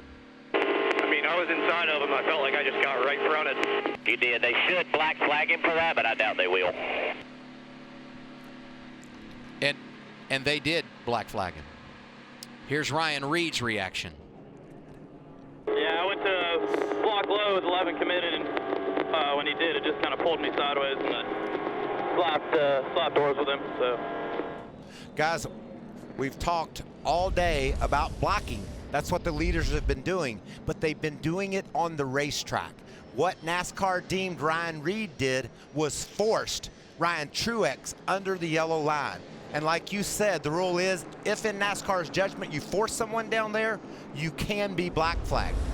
Blocking the way the leaders are doing it and the way they're racing up front, that's totally allowed. But Reed forcing Truex under the yellow line, that's not allowed. No, sir. Guys, I'll say this. I'd have to think long and hard. I don't know if I remember them actually penalizing a driver for this. If they have, it's been a long time, but it's always been the protocol. If you force someone down, it's their discretion. They can black flag you, and that's what they've done here to Ryan Reed. And Larry, I'm okay with that. You know, there's a lot of controversy about the blocking last week of Stenhouse in the Clash. and the word was he passed below the yellow line. I was fine with that call. He did just that. In that case, Reed definitely knocked Truex down out of the groove. That penalty is just. So you guys like how we had the ruling play out there? That might be a little bit of a stretch. I might be a little bit more on the less rules is better, and it gets very complicated, but you know, we don't want to see guys wrecking each other like that either, so it's just very complicated. Here's Ryan Truex, Jamie. Yeah, and he told the team, man, I was on a ride, joyride through the infield over the grass, the dirt, so they wanted to come in and put some fresh tires on for the 11, Matt. And the 88 of Chase Elliott is in simply to put on fresher tires, a little bit more fuel, and making the run to the finish. They are back in this as well. Yeah, the guys that really got the payoff for this caution, the two that were penalized for locking bumpers. You knew it was coming. And now maybe that controversy that we thought could play out goes away because now we they got find themselves with a chance to go get it. Let's hear once again from Ryan Reed in Team 16. They're saying you're running below the yellow line, which looked like there was still a whole lane there. I don't know. Well, you mean when I almost wrecked it? Like, I mean, I was literally just saving my car. He was tucked up under my left rear, pulled out, and got me loose. These are tough calls, guys. Really tough, objective calls by NASCAR, but sometimes you got to be tough. And welcome back to Daytona International Speedway. Aerial coverage provided by Goodyear. Those who live up to their names make one for themselves. Goodyear, more driven. Let's take a look at how this race has gone down so far. Larry, lap 10 is where we'll get started. Austin Cindric gets loose off 4 and turn 4. He ping-pongs off some guys, and that's one of the only cautions we've seen up until this point. And you can see Christopher Bell, one of our rookies in that 20 car, involved as well. Not the way these two rookies wanted to start the season, Shannon. Kyle Larson would go on to win stage 1. We would set up for stage 2. That would go to Chase Elliott. We saw some very aggressive racing throughout this entire race. Chase Elliott was one of the guys, even though he said everybody else was aggressive. Saw Joey Logano there. It seems like he still continues to have issues with his engine shutting off in that 22 car. Yeah, he has said that that's happened. He had unapproved modifications to the car early on, but that hasn't stopped him from going back and forth. And then you see the 88 and the 1, certainly front runners for this race, contenders, and they just got penalized because they were locking up. And then this just happened, of course, with Ryan Reed, who won the race last season, pushed Truex down below the yellow line. So 2 calls by NASCAR back to back with guys who could really contend for this win. This set up a chain reaction of about 6 or 7 cars. You see Cole Custer there in a 00, Daniel Hemrick, our pole sitter, in a 21, and a host of others. That's the caution, though, that Chase Elliott and Elliott Sadler needed to stay on the lead lap. Larry, it's been crazy so far, and Adam, 17 to go. You know what that means. Yeah, it's going to get really good here with about 15 laps to go. We talk about the 88 and the 1 and the caution being big for them. It's also big for Ryan Reed. Instead of a pass-through penalty under green, he starts at the rear here but stays on the lead lap and has a chance to win this thing. There'll be 16 laps remaining, Michael. And he's got a couple of fast cars back there with him. He can hook up and they can charge to the front. We saw Brandon Brown do it earlier. This is setting up for a Larson-Logano duel. And Suarez and Almiralo says, well, I'm going to be a part of it too. Yep.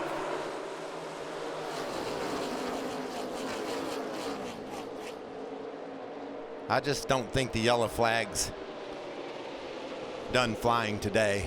These guys are going to get very aggressive and make those blocks even later. We're going to see some issues. 5 cautions so far. Damage for Daniel Hemrick when they repaired it. Too many men over the wall. He'll get a 2-lap penalty.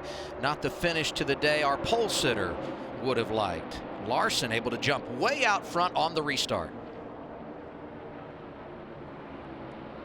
And you can see Suarez in the 18 against the 22 just bouncing off of him. They weren't engaged. They weren't locked up, and that's allowed.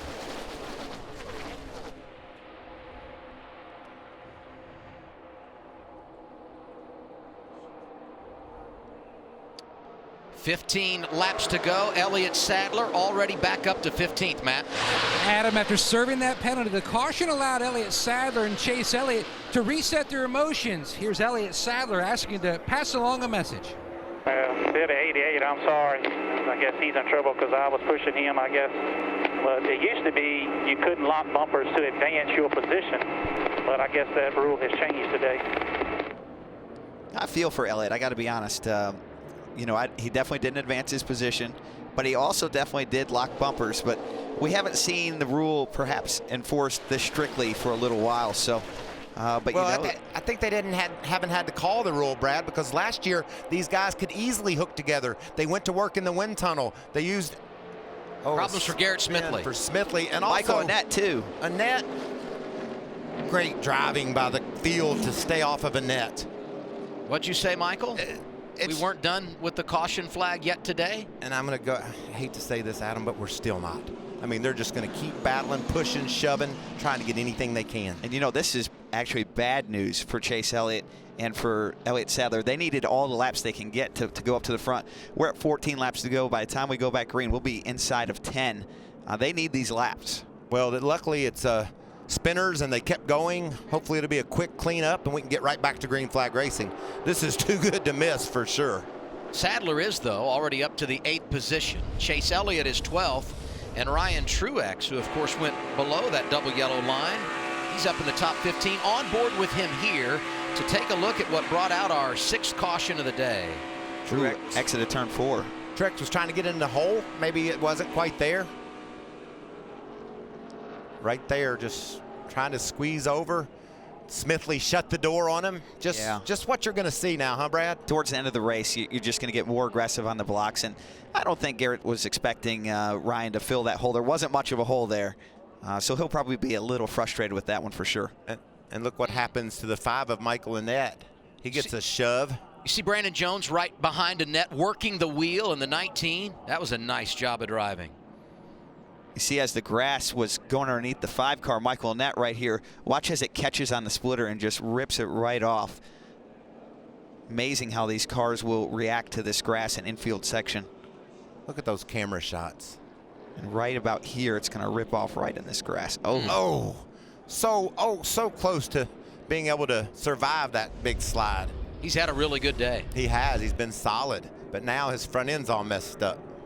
Made the playoffs last year. First season with Junior Motorsports. Some tough times today, Regan. Yeah, Michael Annett was having a good run all day long today. We saw him up front in the top 5 quite a bit. The splitter is completely gone off of this race car. We've got water coming out of the radiator. His day is likely done right here. He'll go on to the damaged vehicle policy. 6 minutes this year instead of 5. And the penalty, if you send too many men over the wall, is a 2-lap penalty, not disqualification. But with 13 laps to go and the extent of the damage, it appears the 5 car will call it an afternoon. Moving awful slow, aren't they, Adam? You know, by Daytona standards, and certainly if you compare to what we saw here a year ago, this has been a clean race. But when you have this many cars alive this late, one little thing goes wrong and all of a sudden you're going to start building up the number of cars that find their way into the accident. So there's going to be right around 10 laps to go when we go green. Kyle Larson, Joey Logano, Daniel Suarez, Tyler Reddick, and Eric Almirola, the top 5. Justin Allgaier, Austin Dillon, Elliott Sadler, Spencer Gallagher, and Ross Chastain, the top 10. And still anybody's guess who's going to win this thing, because I have a feeling it's going to get dicey once again. Well, Brad said it looks like it was coming down to a Larson-Logano battle, a duel there, and those two are 1-2, but Daniel Suarez has been so solid, and Eric Almirola has been able to move on those guys all day long. So to me, those two would be your favorite, but man, there's a lot of action left to come. And what I would expect to see here, Michael, and to all the race fans, I think you're going to see some more aggressive moves. You're going to see Joey do his best to get to Kyle Larson, make those crossover moves and some blocking moves made by Kyle Larson. And that's going to give those guys that opportunity. When they get too wide, start side drafting, that's going to bring the rest of the field to them. So I would suspect that we're not done here by any stretch of the imagination. Hey, Larson's led the most laps, 48 out front. Who do we think is the favorite as we close on the finish? I just like the way Logano charged from the back and the moves he made and his history here. He's such a great restrictor plate racer. I think you have to look at Logano. But an upset, a surprise winner could be Daniel Suarez. A lot of speed in that 18 car. For the top 5, doing double duty, including Daniel Suarez, 3rd, Jamie. And Eric Phillips just caught him here on a quick break. Eric, you guys have been really good in the hunt all day long, but do you think he'll be aggressive enough at the end? I think that's what it's going to take. And do you have the car to get it done?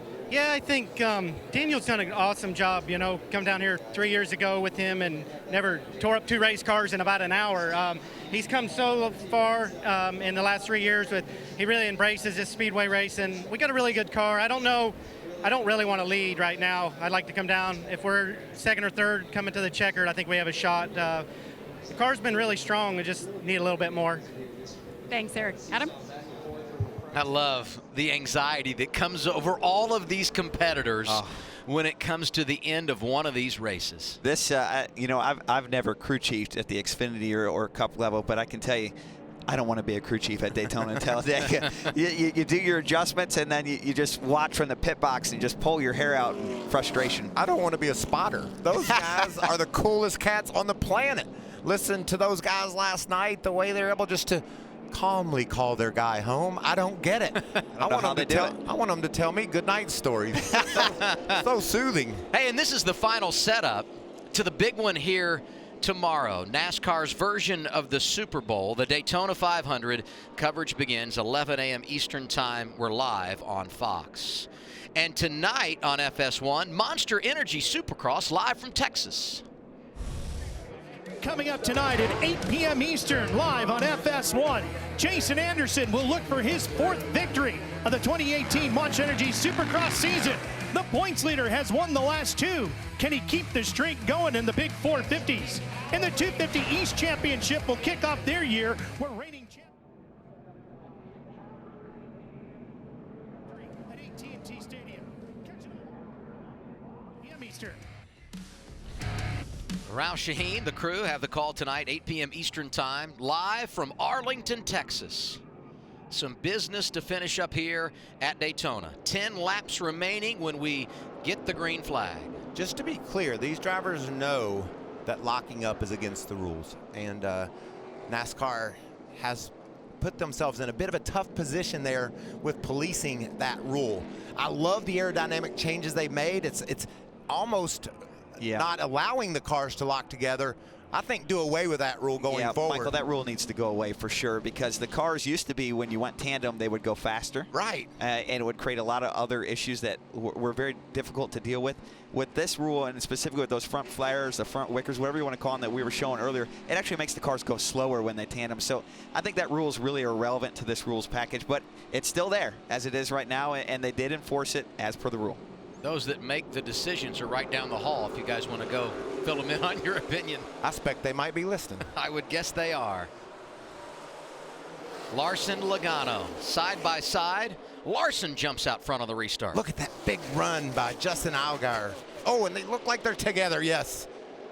Another caution going to come out here, I do believe. That's the 0-1. Nope, he keeps it straight, and I think we're going to stay green. The caution Nope, there it is. Whew. So close for the 0-1 of Vinnie Miller. Yeah, that's just gonna be tough for these guys to find enough room to keep from running over each other. I think as NASCAR, you got to be real careful too when someone goes sideways on a restart, and likely some debris on track because of the damage on the right front for the 0-1. Yeah, this is definitely another setback for the 88 and the 1 car, who are just desperately trying to get some track position and get back up there from that penalty earlier on. But yeah, here's a big piece of debris. Definitely a good reason for a caution. And we'll see what happened here. But to your point, we're now going to be down to 7-8 laps to go when we get the restart. I think Josh Williams, I saw, was apart maybe. Yep, that's him in the bright orange car. Yeah, and he was getting pushed from behind. I think it maybe veered him over to the left a little bit. The 2 of Matt Tifft right behind him. Those cars got together, and Vinnie Miller wound up with the short end of the stick. Solid run for Miller. Competitive. You're just not expecting to be 4 wide, are you, this right after the restart? Brad, you talked about Joey and those guys in the back. People are just frustrated whether you're in the front or the back. You want to race right now. Absolutely, and Joey Logano is, you know, he actually lost the position on this restart, and I think he's got some radio conversation. We should hear about it. Get every sleeper on restarts, don't I? Oh my gosh. I mean, that was... Hello, we're going. Do you want to push? Yeah, do it. So what he's talking about here specifically is he's looking for a push on the restart to be able to keep up with Kyle Larson, and he didn't get it. So he's joking a little bit that he got a sleeper behind him. And that sleeper he's talking about in this case was Tyler Reddick. But watch the 7, the bright orange car on the outside of Allgaier. Big run, but it was a little bit too late because Reddick didn't get going, Brad. Yeah, and that actually helped to stack the field up behind and cause this wreck that we saw here with the 4 wide. Where do you want to be now? High lane, low lane? What's the best position to manage the closing laps? I want to be the leader right now. Right now, we're winding down on laps. I didn't give that as an option. And that's where I want to be. I'm going to pick the top or the bottom. I don't, as the leader right now, I think you pick the bottom and you go. And the reason why you want to be is because you're the guy that can make the break, right? Absolutely. Could we see an upset? Tyler Reddick won the truck race here a few years ago. Going to restart in the 5th position. He's in a great spot here, Regan. Guys, crew chief Dave Ellens has had some success with rookies here, too. Last time here, you won with rookie William Byron. What do you have to do to get Tyler Reddick the win today? Well, I think just protecting the top right now. We've had a couple motor issues. We're not quite up to speed right now. So I think protecting the top, getting a good run there at the end. Hopefully we get pushed to the front with those guys jockeying around out there. It's been a great race.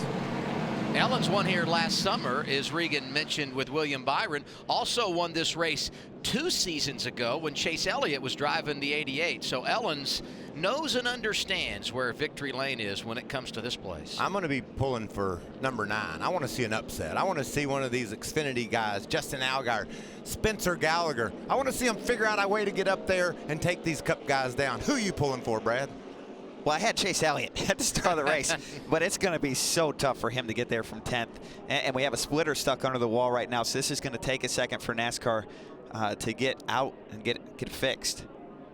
This is going to take a second. So they got the splitter. Cleanup is about complete. And as we anticipate the green flag, let's get ready for next Saturday afternoon, Atlanta Motor Speedway.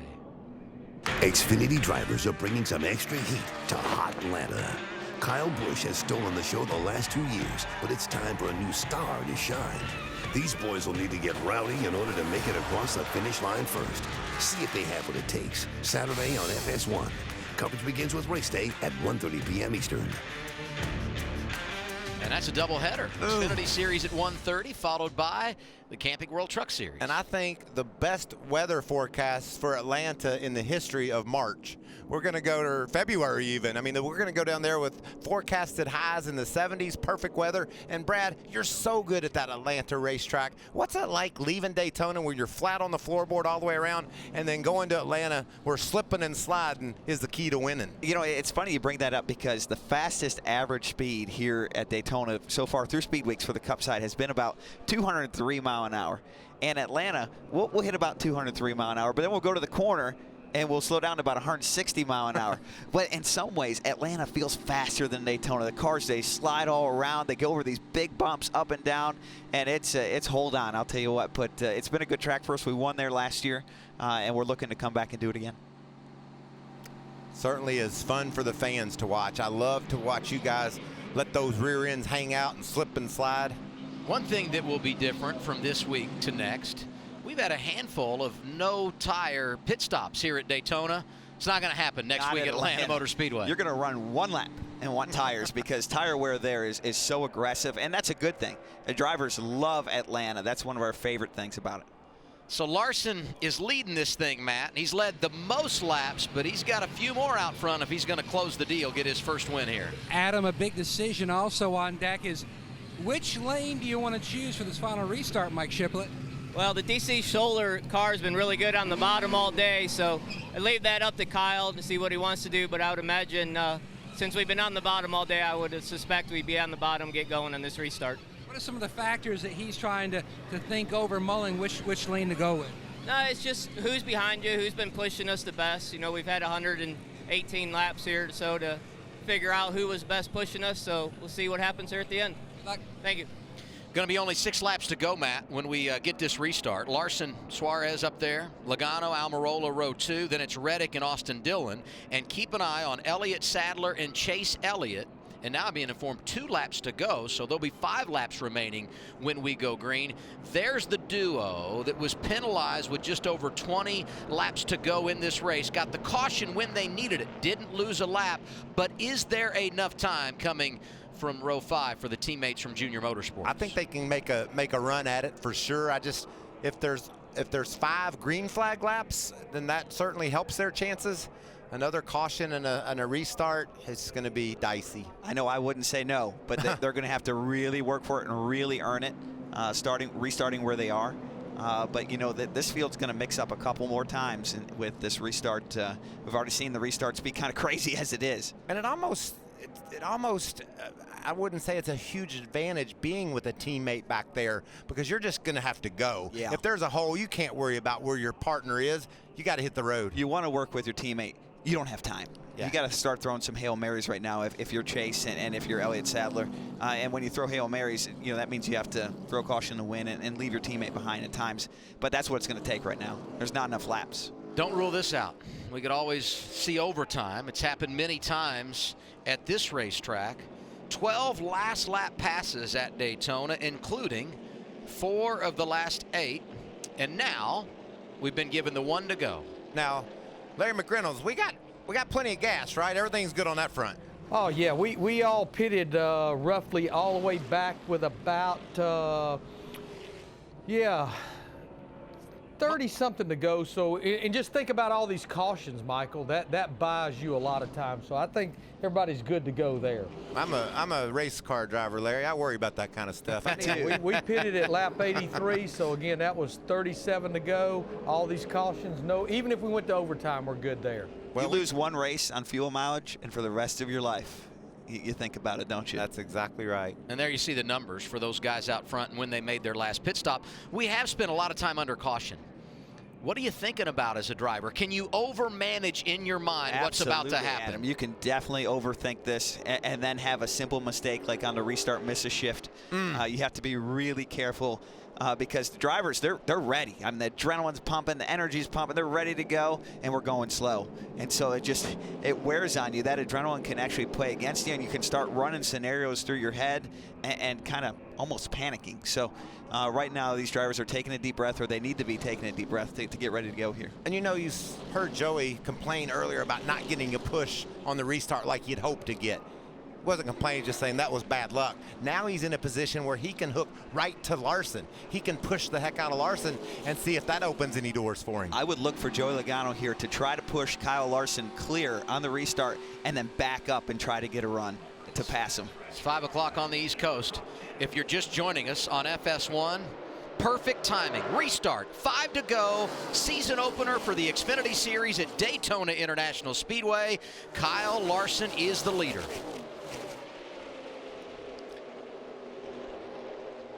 Look at Joey. He's able to pull even with Suarez. Suarez has got a nice push from Almirola from behind. Almirola needs to make sure he doesn't engage those bumpers. Looks like he's bouncing on and off of 18. You can see it there. Oh, nice job by Daniel. Suarez is going to get hole. him. He's going to get him here. Got some drafting help coming from behind. That's the youngster Tyler Reddick in the 9. Tyler was trying to go to the middle. He was just a touch too late, and Daniel blocked him. Joe Logano's going to take the middle. What a move by Logano. 3 wide for the lead in the closing laps at Daytona. Wow. Big wiggle for Kyle Larson. He leads at the stripe. 4 laps to go. Look at Suarez outside lane. Keep it clean, boys. I want to see this battle. This is beautiful stuff. I believe Joey Logano's in the right spot here. He's going to get a push here and probably break free. And he'll make a challenge at Kyle Larson from here if he can break free. He's going to break free the bottom right here. He's going to break free the top right here. This is his chance now. He's going to be able to recharge from here. Here comes Elliott. Wide your mirror, help from the bottom. Half back, half.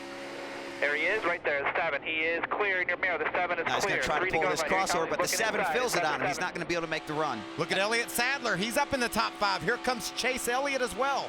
Through the tri-oval, 3 laps remaining at Daytona. It's still Kyle Larson.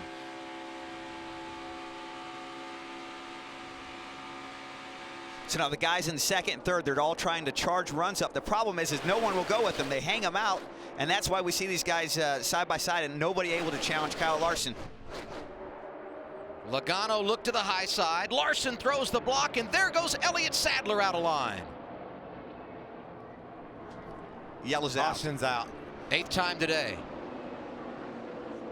Wow, and Joey Logano had a big run on Kyle Larson right there off of turn 2, gave him a push and almost turned Kyle Larson.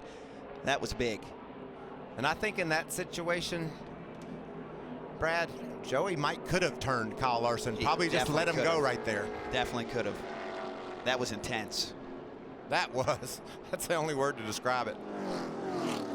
Joey was trying to make a move a few corners earlier off of turn 4 where he went to the top and tried to come back down, and Justin Allgaier made a move to really protect Kyle Larson by challenging him on the bottom.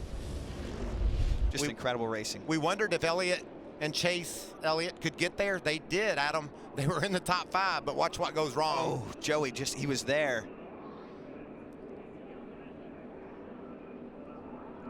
Looked like Elliott just got a little bit more of a bump than what he could hold on to. It's a tough spot coming off the corner and transitioning from the banking to the flat. The cars are light right there, and it doesn't take much. See him wandering off the bottom there? That's not a good sign. It doesn't take much. This will be the 15th overtime finish for the Xfinity Series here at Daytona International Speedway. Not much help out the back, but they're rolling good in front on the bottom. 3 wide fin, bottom. Still green right now. Still yellow is out. Yellow is out. Joey let Kyle go there. That was going to be big, but it definitely helped stack up the field and cause this spin right here. I just think Elliott Sadler couldn't hold his car low. It kind of wandered up, and he had the wheels cut a little bit, and then just the slightest of contact around, he went. Definitely a vulnerable spot. You know who's in great position to have a big day? The man that enjoyed a career year in 2017, Justin Allgaier. He's second for this restart, Regan. Yeah, Justin's crew chief, Jason Burdett. Jason, your driver's put himself in position, second for this restart. Do you care if you end up with the top or the bottom right here? No, I guess not. You know, Justin's done an amazing job all day long, just going to the middle and then back to the front, the middle, front, and he's got us in a spot to, you know, that we got a shot at winning. I mean, that's really all you can ask for in these deals. Larson and Logano are super aggressive right now, so hopefully we can just keep up with them and, you know, make the right move at the right time and get ourselves in victory lane. Hey, Regan, is that 7 car ever won here at Daytona? The 7 car has won here at Daytona. Jason was not my crew chief when we did those, but a lot of history with this car at Daytona, yes. Yeah, Regan driving that car to victory lane back in 2014. Joey Logano going to be third on this overtime restart. I felt like I had to try to make the move with my shot. I think weight is the game here. Yeah, man, I completely agree on that. It's so hard to pass here. If you've got a shot to get the lead, you got to take it. Exactly. You look at the top 3 rows on what's going to be an overtime restart. 3 drivers have wins at Daytona, 3 others looking for their first. Sun is setting in Daytona Beach, Florida. Been a great Saturday for the NASCAR Xfinity Series. The PowerShares QQQ 300. We're heading to overtime. A reminder of the rules. It's a 2-lap shootout.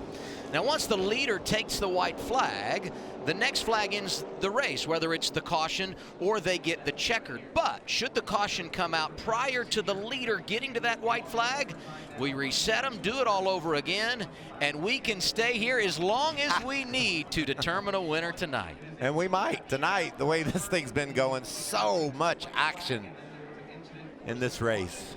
I'm looking at right now, this race will most likely be decided by the launch on the restart.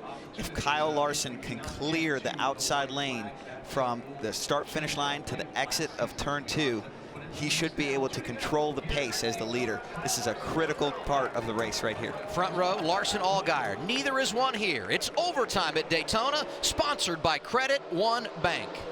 He's not going to be able to do it. Big push from Eric Almirola on the top of Justin Allgaier. He's going to be able to keep Kyle Larson honest. That's huge right here. And that's what we saw from the last restart from Allgaier. He's been on his game, but a big wiggle by Allgaier. Now they're going 3 wide. Almirola up the middle. Logano pushing Larson in that lower lane. Look at Allgaier getting drop kicked. Oh no, there they go. Spinner into the wall, Almirola. Larson out of shape. So is Chase Elliott. And the caution is out again. We made it so far, Michael, but we just couldn't keep this up. Oh, and they're still hitting. When we got the green flag, there were 32 cars on the lead lap. You knew there was a potential of this, and now we'll have a second overtime restart here at Daytona. And Daniel Suarez comes out the survivor. Ryan Reed second right now. That's huge. Ryan Reed's going to go for 3 wins here at Daytona, and he's in a great spot to do it. Look at the drivers up front, and this is all unofficial as things reset, but Suarez, Ryan Reed, Tyler Reddick, Ryan Truex, and Spencer Gallagher. Right now, that's what timing and scoring is showing as our top 5. If ever there was a chance to get a surprise winner, we may be setting up for it right here. We talked about Kaz Grala in the pre-race show. He's up to the 7th position. We'll just have to see who has what kind of damage that made it through the wreck, Adam. 2000 Series champ Jeff Green, he finds himself in the top 10 late in the going. See all the damage. Just a big push here from Chase Elliott to Eric Almirola. Kyle Larson goes up to block it, but he just can't sustain it. They're not up to speed. The cars aren't set in the rear, and it just huge spin, as you can tell. Looked like Chase at the very end got a push from Daniel, which actually turned him sideways. You can see they're only at 180 mile an hour, so the cars aren't at full speed right now. They're not set down in the racetrack. That makes them really easy to spin. We'd seen contact like this earlier in the race, but at this speed, the rear heights in the car aren't set. They're not down in the racetrack. They don't have the downforce. They're way more susceptible to spinning with that contact. Did you see some of those guys slipping through that wreck? There goes Alex Labbe from Canada. He made it through. And then just the job Spencer Gallagher did to squeeze through. 3 into right front. 4 looking outside. We'll spin down low, spin both sides, stay middle, stay middle, stay middle, stay middle. How eventful has the day been for Ryan Truex in that 11? This will tell the tale here. So it looks to me like from this view that Kyle Larson just didn't quite get high enough on Eric Almirola. He was trying to maybe protect the inside a little bit, and the push wasn't quite as square as he needed, again, with the car not at full speed. You can see Joey Logano into the outside wall. There's Joe Nemechek in the 15 Johnny Davis car. Wow, look, the track's blocked.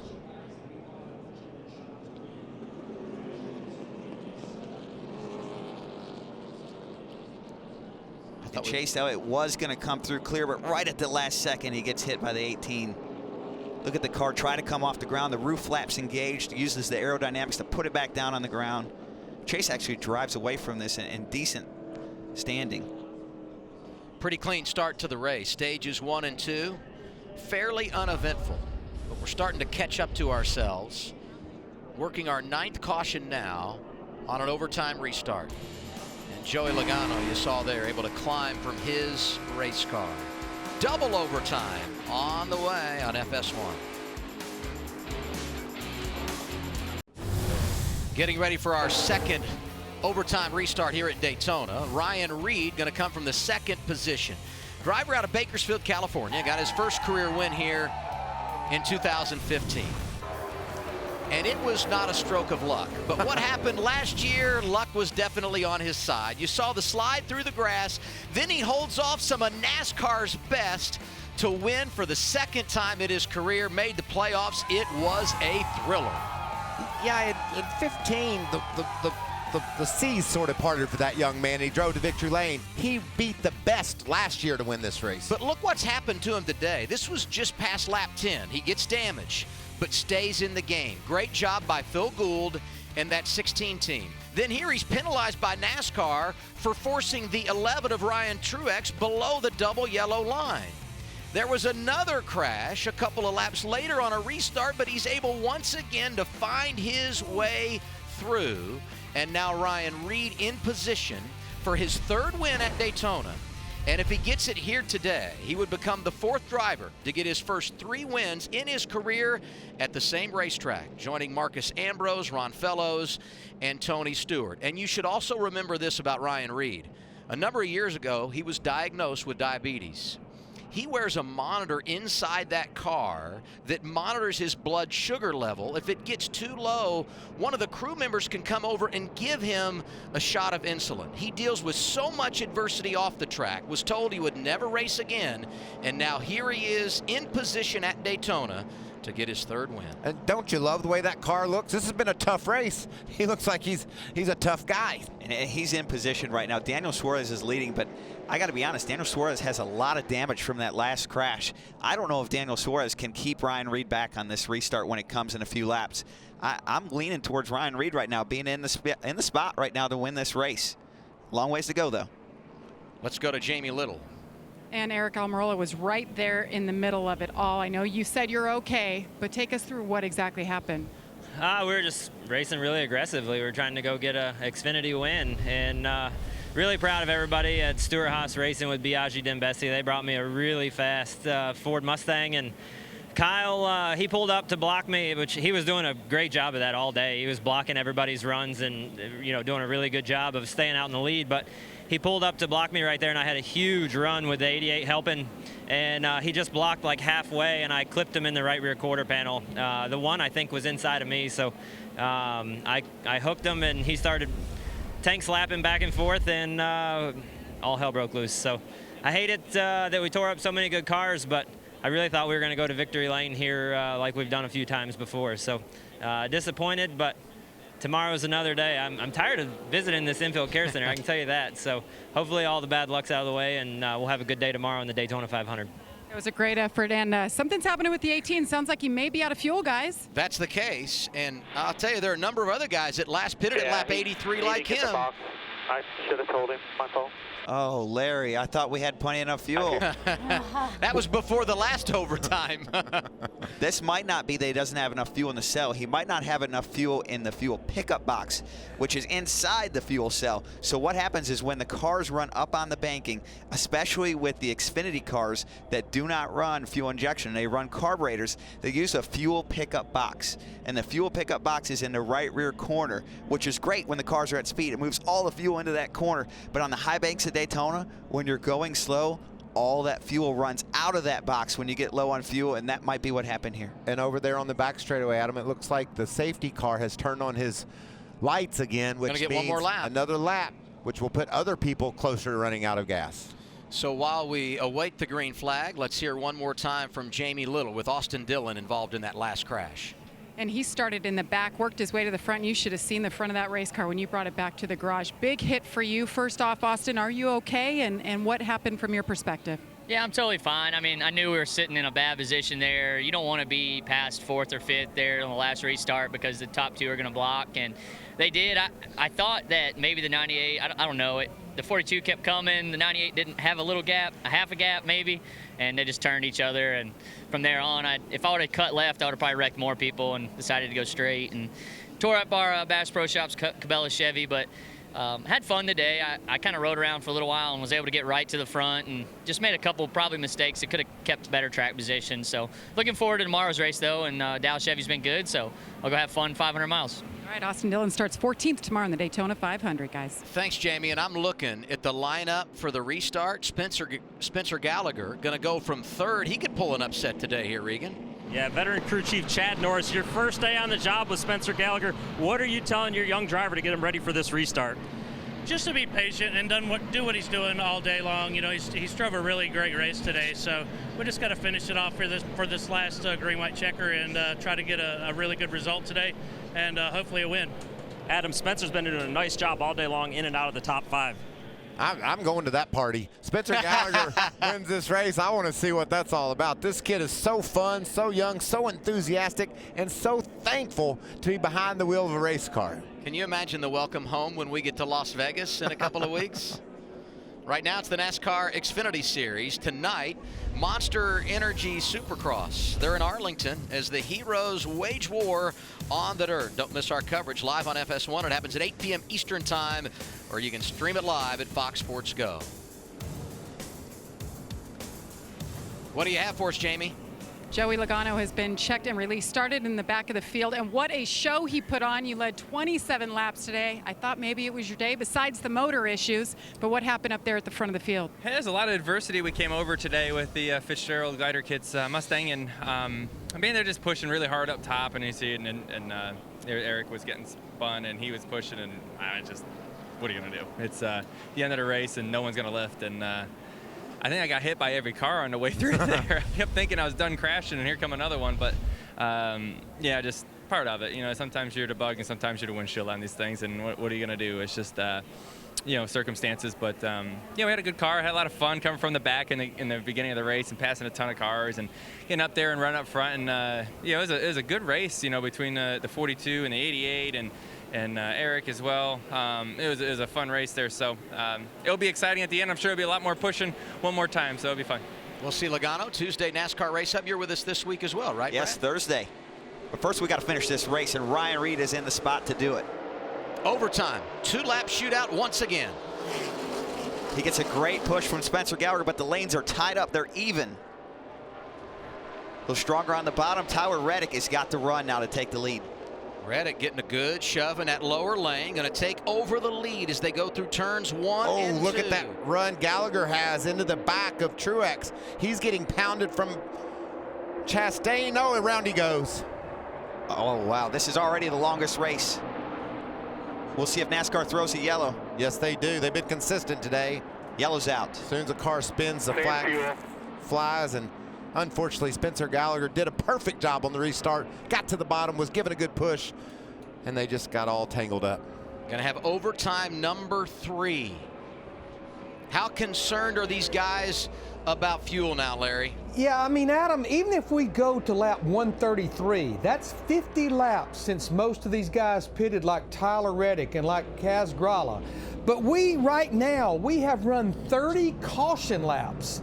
And you know, I go back to the old theory of my days, it was 2-1, but Brad knows this as good as anyone. It's a lot greater than that, cautions to green, because they're shutting the car off. I can't make myself believe they had that 18 car full of fuel. He should not have run out. Okay, so when you look at the drivers up front, there's only a couple of them that made their last pit stop at lap 83, Tyler Reddick and Kaz Grala. Other guys came after lap 100. They should be good to go. Here's a replay that brings out the caution. Well, this is a little bit of Newton's cradle here, where you get 3 or 4 cars hitting each other.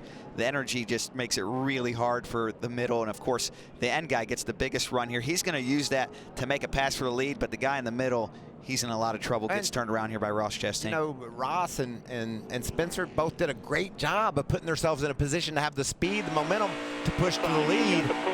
You've got the push. Outside the push. Clear up. They were doing the job they were supposed to do. Behind you here. Keep coming. And you see it worked. It gave him the energy he needed to get by Tyler Reddick and take the lead as this yellow comes out. I really thought Ryan Reed was in the spot to win this race. And let's review that really quick.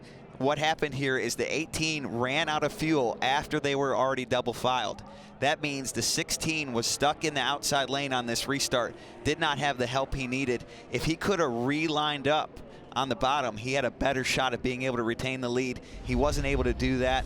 Ryan Truex, of course, in his lane, along with Tyler Reddick, were able to use that lower lane and clear him to make the lead and to take it away from him. That was a big difference maker. I thought last year was crazy here with 10 cautions. We've now had 10 today. Drivers being given the 1 to go as they come across this time. Ryan Truex, Tyler Reddick, the top 2. Then it's Ryan Reed, Elliott Sadler, and Chase Elliott as we go to Jamie.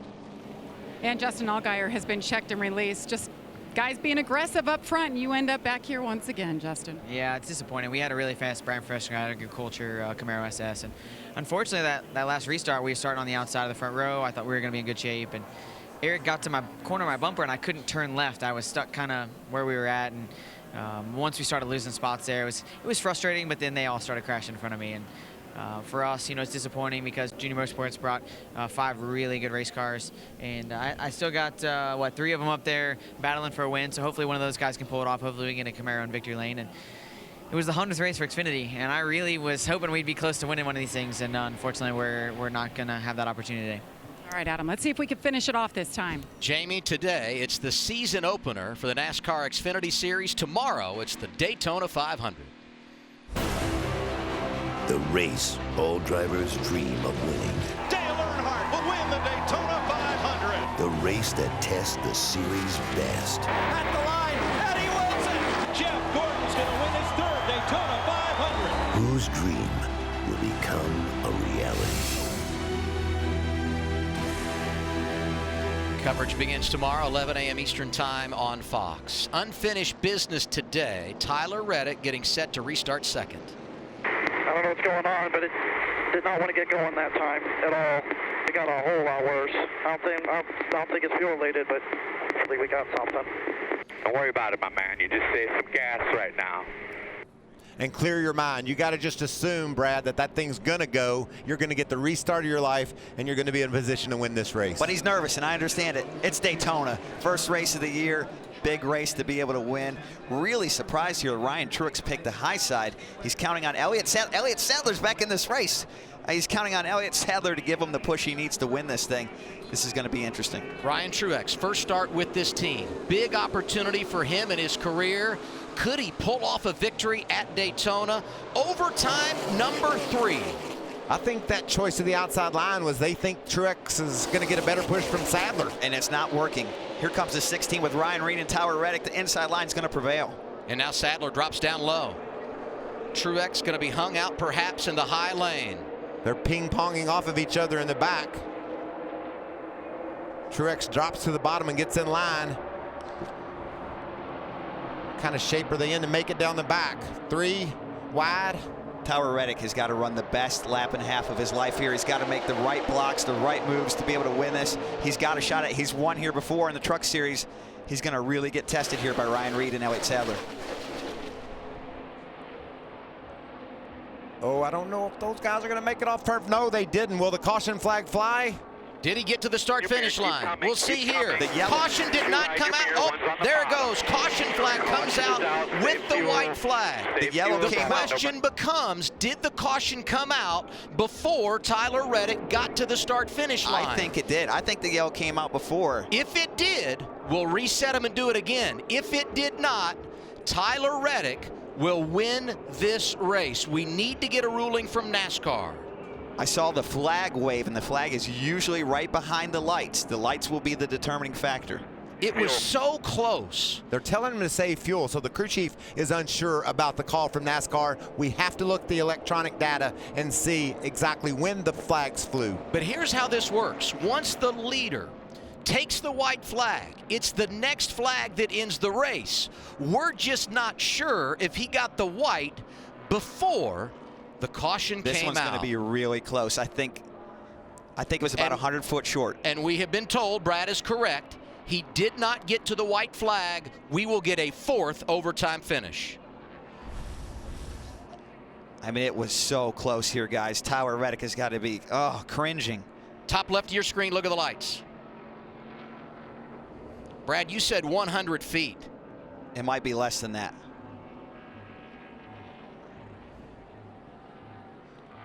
There it is. There it is. He definitely did not get to the line. And I was watching our lights that we keep as a part of our graphics package. But as you said, Brad, that's not what we go by. It's actually when the flag comes out, and that was the difference. So close. You got this again, man. Keep your box full. It's going to be great. And that's that fuel box he's talking about, Brad, that you alluded to earlier, making sure he keeps plenty of fuel over to the right side of that tank. I'm losing count. A 4th overtime coming up. What a spectacular finish. What about Elliott Sadler? This is unbelievable. He's going to end up, if he gets behind Tyler Reddick here, he's going to be the deciding factor of who wins this race. He might even have a shot at it, too. No question. And remember Chase Elliott, the guy that you felt like might be a favorite today? He's back in it, too. He's 5th. Well, what about the teammates from JD Motorsports? Garrett Smithley went for that spin and ride through the grass. He's in the top 10, going to restart 7th. His teammate Ross Chastain is there. Talked earlier about Alex LeBay, who is 9th. Cesar Baccarella driving a 3rd car for B.J. McLeod in the top 10. What do you think here, Regan? I just grabbed Dave Owens' leg and said, "Are you good? Are you good?" He said, "I don't really know." He thought 141 is when they would be out. If that's the case, they should be okay. This race is probably going to go right to about 139 to 140. So that's within 1 or 2 laps. Larry, you promised me we were good on fuel. What happened here, buddy? The crew chief has to calm the driver down. I was He just made basing us those feel numbers better. not off of 4 overtimes. But I still believe with the number of cautions, Brad and Michael, that we've run, I mean, right now, we're closing in on 35 caution laps, and we basically run 51 laps. So over half of this run has been under caution. And Larry, I know you'll find this hard to believe, but we have tied a record for number of cautions in an Xfinity race here at Daytona. We started out so promising, Adam. I know. We really did. And now 4 overtimes in the PowerShares QQQ 300. Let's go to the leaders camp. This is just crazy considering the day we're having, that we're here. Keep saving fuel. Let's focus on the task at hand. That's save some fuel, keep ourselves in a position to win this race. How many times today, and we're all guilty, how many times today have we said, oh, that's tough, that's going to end his chance to win this race? And a number of the drivers that we have said that about are right in position to go out and get a victory in this thing. Matt, what do you have for us? Adam, I checked in on both cars that are in row 2. Kevin Mendering said they are good to go on fuel for Elliott Sadler. What a great recovery he's had. And Chris Rice told me his young driver, Ryan Truex, they are good to go as well. Ryan Truex, as I said, first race with this team, a single car operation that's just in their 3rd year of existence, made the playoffs last couple of years with Blake Cook. They could shock the world here today. Remember what seemed to be a long time ago when Chase Elliott and Elliott Sadler got in some issues and we thought, oh, no. Done? I said, they'll get a caution. I didn't know they'd be in 2 more wrecks, spin out, and still be in contention for the race. Let's look at highlights, and these are just since we passed regulation. Kyle Larson out front. They couldn't make it down the back straightaway. A number of good cars taken out right here. Chase Elliott, Joey Logano. Overtime number 2, Spencer Gallagher gets out of shape going down the back straightaway. A 3rd attempt. We made it to turn 4. In fact, Tyler Reddick wasn't too far away from getting the white flag and winning this thing. Instead, Ryan Ellis, Kyle Larson, and others have issues. The caution comes out once again, and another overtime restart. Wow, there's just so much going on in this race. And the 88 has lost his right side window. In all this chaos, you have to have a right side window. So NASCAR has black flagged him to fix this. This is really important because when the cars get sideways, the right side window keeps the cab from filling with air and keeps the car from going up in the sky and flying. So NASCAR is going to make him have this. If he's got another window, Adam, I believe he can get back in this thing. Yeah, why not? In our 8th overtime, right? He was being scored inside the top 10. So the team has to find a right side window before they can get released from pit road. This is I can guarantee you there's somebody running to a hauler at the fastest speed possible. They've got about 60 seconds here. Aerial coverage today provided by Goodyear. Those who live up to their names make one for themselves. Goodyear, more driven. Here he is. He's running. He's got to find a window, and I think he might be a little bit late. We're going to go green next time around. Still showing 25 cars or so on there he goes. The lead lap. It is a relay. I know that this is David Mayo running as fast as he can. He's going to be out of gas. Look at him hustling. He's got some good speed to That's him. a right side window in a pouch, and if he can get there before... Dale Jr., I know you're watching. Give this guy a bonus on Monday. That's a great effort. Oh, yes, they're waiting on you guys. Got to have a helmet. Look at the cheering from the teammates. Nice job, guys. Got to let him go. Yeah, you don't. Yeah, he's going to get out of there. He makes it. He's going to need another caution. That's a team effort. Look at the crowd cheering. And the way things are going, he'll probably get another caution. Reddick takes the inside lane. Ryan Reed to his right. Row 2. Elliott Sadler, Ryan Truex, Kaz Gralla, Garrett Smithley in row 3.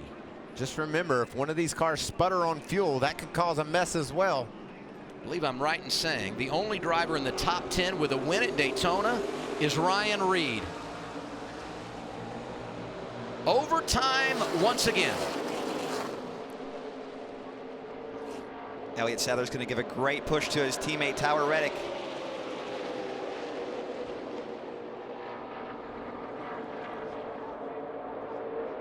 Is he too far out front? He is way too far out in front. He's about 5 car lengths. They're going to come to him really, really fast here, and he's going to have to make a big block. Ryan Reed, Elliott Sadler, both are in a great spot here. We'll see which way Tyler blocks. You got to manage that gap. He could be fine, though. He gets to the corner. He can take some track away from those two. He might be able to manage this. Ryan Reed and Elliott Sadler were door to door, and that stalled both cars out. Caution's out again. We're going to get a 5th overtime. This is unreal. Save. What happened? Save. Must have We've been got somebody debris. stalled on the backstretch. There we go. Dylan Lupton in the 28. His day started yesterday, Adam, with a big spin and practice and survived that. Oh, something breaks on his car. Yeah, looks like a track bar probably, doesn't it? Yep. You can always tell when they crab walk like that. He hit pretty hard. NASCAR has to throw a yellow for this. Yeah. Something in the rear suspension let go. You can see all the oil on the racetrack where the radiator. And the whole field would have had to drive back through this on the next lap, so this wouldn't have been fair. No way you can let that go. Nope. We've broken the record, 12 cautions here today. So this is the longest mileage Xfinity race. No question. We're working on time, right? Guys, I'm out of the fuel mileage business. Here's what I'm telling my drivers: save fuel, good luck, and Godspeed's all I can tell you. And to confirm for you, Brad, longest race as far as mileage ever at Daytona, when you talk about the Xfinity Series. Scheduled for 120 laps. We're going to go north of 140 today. Whew, and I'll tell you what, it's taking my breath away. I thought last year being in the race, Adam, was stressful. I'm stressed up here in the booth. Wow, these guys have really drove their butts off today. And, you know, you use all that adrenaline to get through the race. And when you get to the end, it's just, this is like a heavyweight prize fight. It's who's got something left in the tank in the car and inside themselves to be able to make things happen. And now, for good measure, we get a tweet from Dale Jr. Well, thank you, Dale. I appreciate that very much. Dale's got a car in the lead. He's got a great shot of winning this. He's got one that just got back in the race where they put a new window in. And, of course, Elliott Sadler lined up. But thank you for the kind words. That's very nice.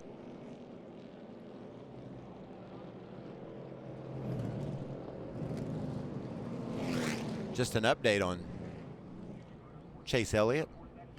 Up to 22nd position. Still in this thing. Kyle Larson done for the day. Looks like he's going to finish in the 28th position, Jamie. He has been checked and released, led 61 laps today. Your blocks, they were spot on. They were aggressive. But a few laps ago when we saw the big one, where did it go wrong at the front?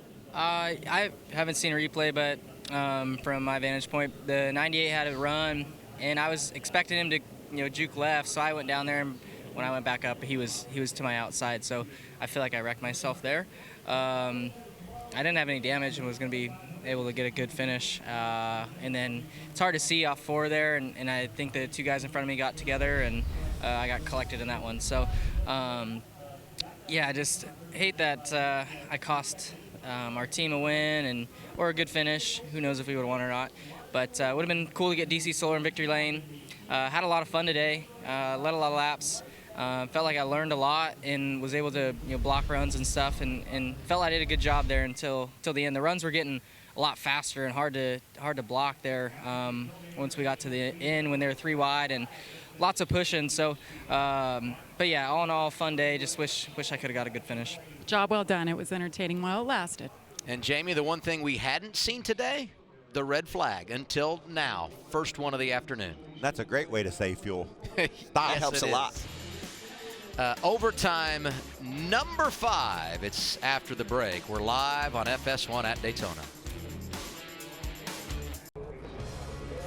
Who's ready for a 5th overtime here at Daytona? You ready, Larry McReynolds? Got to get through this red flag first. We do have to get rid of this. We started the final stage of this race at 3:48, and if you check your clock right now, it is 5:48 on the East Coast. So 2 hours we've been trying to complete this final stage and complete this race. You got some coffee in there? I do. It's Yeah. amazing because if you look at the first half of this race, up through lap 60, we had 3 cautions. 2 of those were the stage ends, and we have now had 9 cautions. I think it comes down to exactly what you heard Eric Almirola say. Drivers trying to win at Daytona, just like we talked about in the pre-race. We all spoke way too soon, so let's take a look back at the first 139 laps of this race and see how it all went down. As Larry McReynolds just said, the first and only for a long time caution came on lap 10. That was Austin Cindric, and Tyler Reddick, who was leading the race, was involved in that. Yeah, Daniel Suarez and Christopher Bell in the 20 took a big hit. Here you see Kyle Larson wins that first stage. He did. 22 of 29 laps led. Then it was Chase Elliott who was able to make his way through the field. There were so many moves, just changing lanes back and forth. Chase Elliott would go on to win stage 2. He'll start 4th in tomorrow's Daytona 500.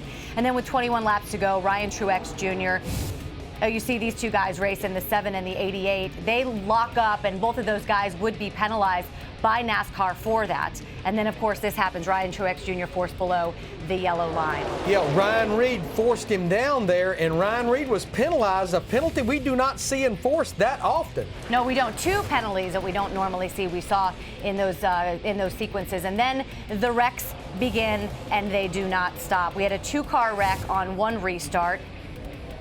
And this was the 6th caution at lap 106. You saw Garrett Smithley there in the 00 car, as well as Michael Annett in the 5. Elliott Sadler, who is still in this race, he's currently running 3rd, has had quite an eventful day, and this was just one of those events as he went around. So overtime, and Kyle Larson, who he won stage 1, certainly had one of the dominant cars. He was involved in the big one as 3 guys tried to connect on that outside line. And then we had another spin, and this is pretty much how it's been going for the last, hour or so, Larry McReynolds? Yeah, that was Spencer Gallagher, and then here's the caution with Kyle Larson heavily involved. Felt like he had a car that could win this race, and of course I think now the story is, as we go into all these overtimes, there you see the last caution there, Dylan Lupton in that 28 car, a hard lick, and that's why we're under the red flag. But now, I started talking about an hour and a half ago that everybody was good on fuel. I had no idea that we're going to probably run close to maybe over 140 laps in what was scheduled to be a 120-lap race. But I still hold my ground, Shannon. So many of these laps, they've been run under caution. I still think even a lot of these guys that pitted at lap 83, I think they're still going to be good. You're going to stick by that, right? I'm going to stick with it. Yes. So the guys running in the top 3, we have Tyler Reddick, Ryan Reed, and Elliott Sadler, have all had an eventful day, and they're all still out there and could possibly win this race. Let's check in with Matt, who is with the crew chief of the 1 team. In the 1 pit, and Kevin Menering, this feels more like the Rolex 24 last month. Yeah, it's definitely been a battle of attrition, way more eventful than we wanted to, but the 1 main Financial Chevy's been fast all day. Elliott's done a great job. We've had to overcome a lot. We're fortunate to get some cautions here at the end, got our track position back, and now we got a chance for the win. Fuel or lack of it, could that play into your favor looking at the cars that are around you? Yeah, absolutely. There's definitely a lot of guys up that are close on fuel. We have plenty of fuel, so we're in good shape. Reagan? Well, the big question for all the crew chiefs, Shane Wilson, is do you have enough fuel to finish this race? Well, it's going to be close. Right now it's 143, but it's got to pick it all up. So it's going to be close, and what a wild day. Adam Casgralla got his first career win last year here in the Truck Series race in an upset. He might do it again just now. Yeah, he was running 7th at the white flag in that race after starting on the pole. He's going to be 5th on the restart. What do we anticipate here as we go to a 5th overtime in the season opener? Well, I look for Elliott Sadler to give a big push. And that's what it's going to take for Tyler Reddick to clear and get the lead. And here's the question. Can Tyler stay disciplined? Can he make the right moves to block the run that we know is coming? That's what it's going to be all about, and that's what I anticipate seeing. Kaz Grala, can he squeeze up in there? Garrett Smithley, there's so many underdogs that can still be a part of this finish. It's going to be fun to watch, Adam. I don't know what to expect at this point. On that last restart. We might get a sixth. Well, we might. And on that last restart, remember the 9 got a big jump out in front of the field. We'll see what they're saying here. Well, just make sure you're with that one. Just make sure you're with that one and tell him you're going to wave your hand. If he says he's out, wave your hand so the one knows that we're out. You got it. Making preparations in case they run out of fuel. The spotters and crew chiefs aren't as confident as our Larry McReynolds is about our fuel situation. I don't think Larry was very confident. Larry was confident an hour and a half ago.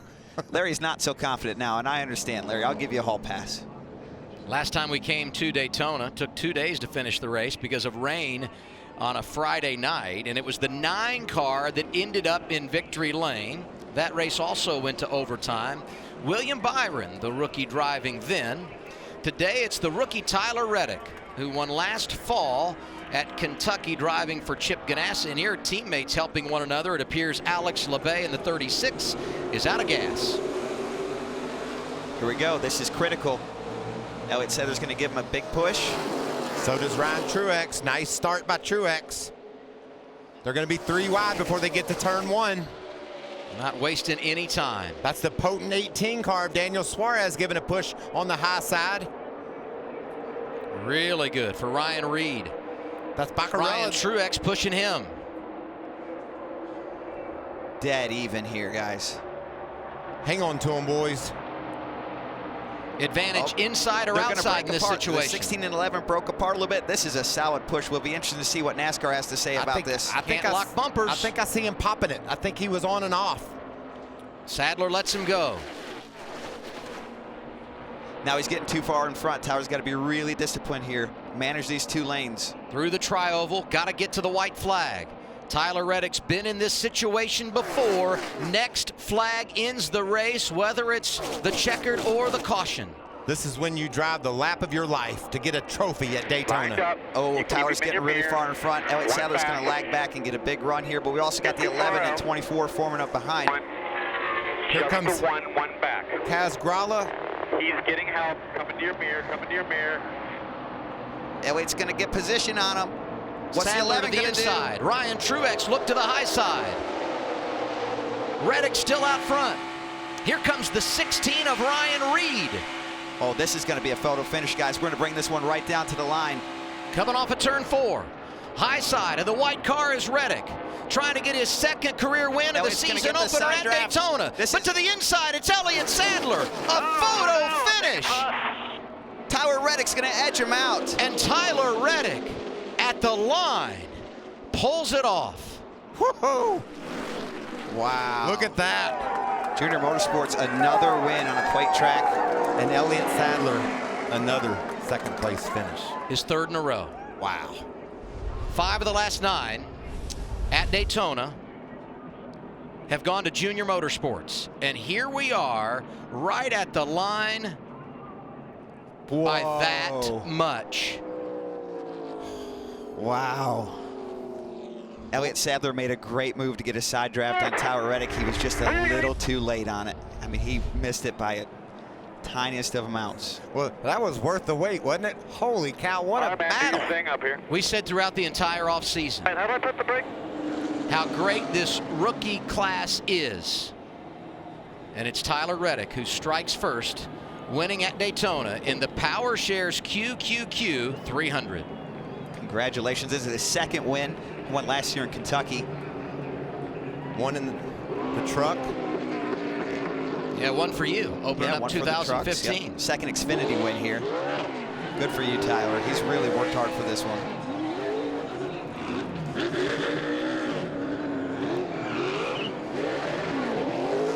You got to like this kid because of how dedicated he is. So many times last year when he was sharing that 42 ride with Kyle Larson, even when he wasn't driving, he would show up at the racetrack, be around the team on the spotter stand. We got the smoke going. Let's throw some burgers on the grill. What do you say, Adam? And Tyler deserves a lot of credit. He made 3 good blocks in a row down the backstretch on Ryan Truex that kept him in position, and he didn't panic when Elliott Sadler got beside him in established position. Those moves put him in the right position to be able to capitalize and bring home the win. Wow, did you see that toss of the flag right in the car? You know what else? You've got to be appreciative of the car he had under him, because when he broke out there, got 5-6 car lengths ahead, as the others closed on him, he had enough speed to hold that run off. So just a great car, a great job of driving by Reddick. That combination got him to victory lane. Sadler, we know, is second. Unofficially, Ryan Reed was third, Kaz Gralla fourth. Garrett Smithley ended up in a 5th position, best of his career. Spencer Gallagher was 6th, Ryan Truex 7th, Suarez, Chastain, and Brandon Jones, your top 10. Career best for Spencer Gallagher as well.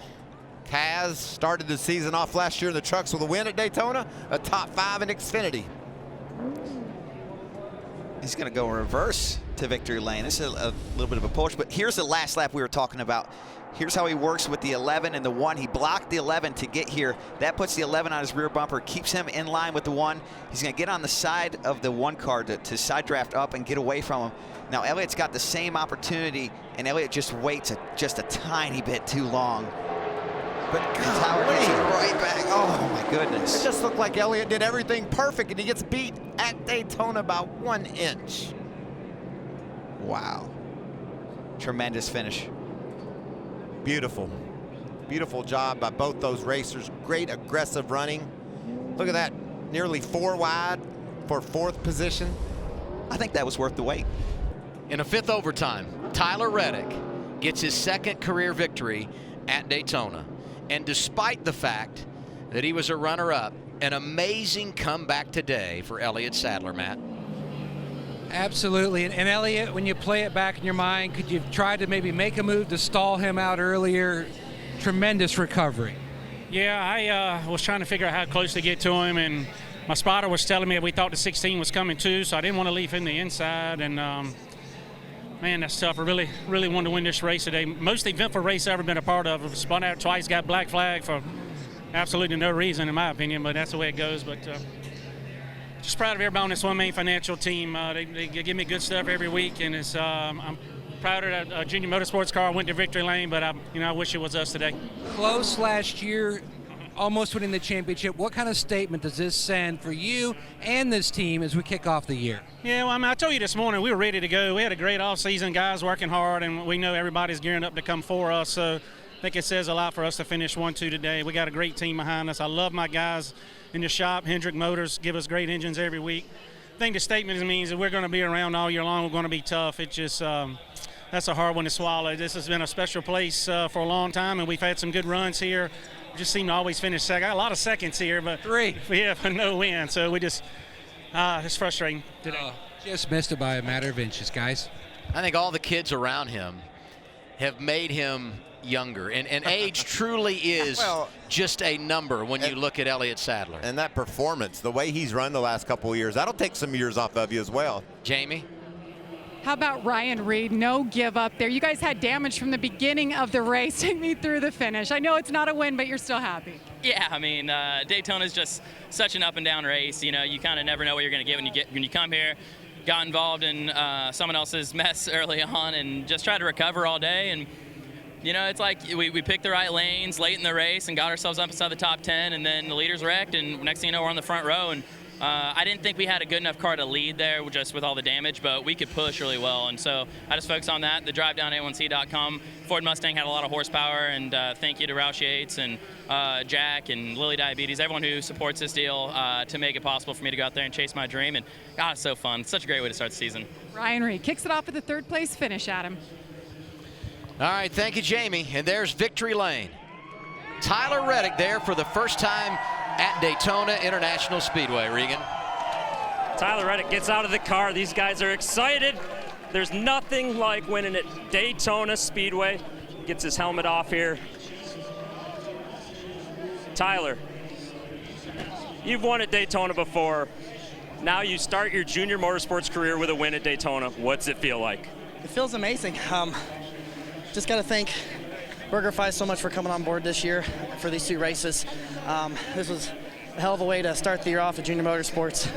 Big thanks to Armor Chili for coming on, and Exalta Nationwide. But most importantly, I think Nationwide or Xfinity for the huge sponsorship they're getting out to this series, giving the guys like me the opportunity to run full time for Junior Motorsports.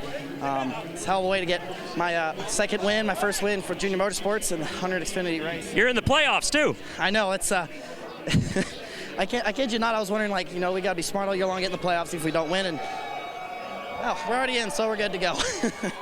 You get the rest of the year now to work with this team and get better. What do you think about that? I think it's an amazing opportunity. I knew me and Dave were going to get along great. It was going to take a little bit of time to get honed in, but I guess we're getting along pretty good right off the bat. I don't know what, we were having some problems all day long, we were having some issues with the motor. I don't know what exactly it was, but it held on all race long. It was getting worse at the end, but got a huge thanks up to Elliott Sadler, Ryan Reed, Ryan Truex. Those guys were giving me huge pushes, and I was really struggling on the restarts getting going, and was able to hold them back there, and Ryan gave me one last really good push to get back ahead of Elliott, and just able to get him by matter of, I don't even know how close it was time-wise, but it was real close. Big win for Tyler Reddick. Final thoughts, guys? Junior Motorsports making a statement. Dale's team is strong, coming in here, going to Atlanta and on down the road. I look for this team to be the ones to beat this year. Yeah, and that was an amazing race. We saw all kinds of things. We saw green flag stretches. We saw a bunch of wrecks. We saw some great action. But one thing I don't want to go miss, Garrett Smithley, top 5, first of his career. That's really cool. These guys that keep digging, they find a way to persevere. That's great. Great fun for us. Good luck tomorrow. Shannon, back over to you. Thank you so much, Adam. Top 7 drivers, Xfinity Series regulars in this race. And we talked about the 9 of Tyler Reddick earlier today in the pre-race, and this was exactly what he needed. Yeah, that team, they've won the championship 2 out of the last 4 years. It's a great start for Tyler Reddick. It's absolutely a great start for Tyler Reddick for Junior Motorsports. Congratulations. Don't forget tomorrow. This copyrighted telecast may not be reproduced, retransmitted, or used in any form without the authorized written consent of NASCAR Broadcasting. NASCAR would like to thank all of our fans for your support, and we hope you enjoyed today's broadcast.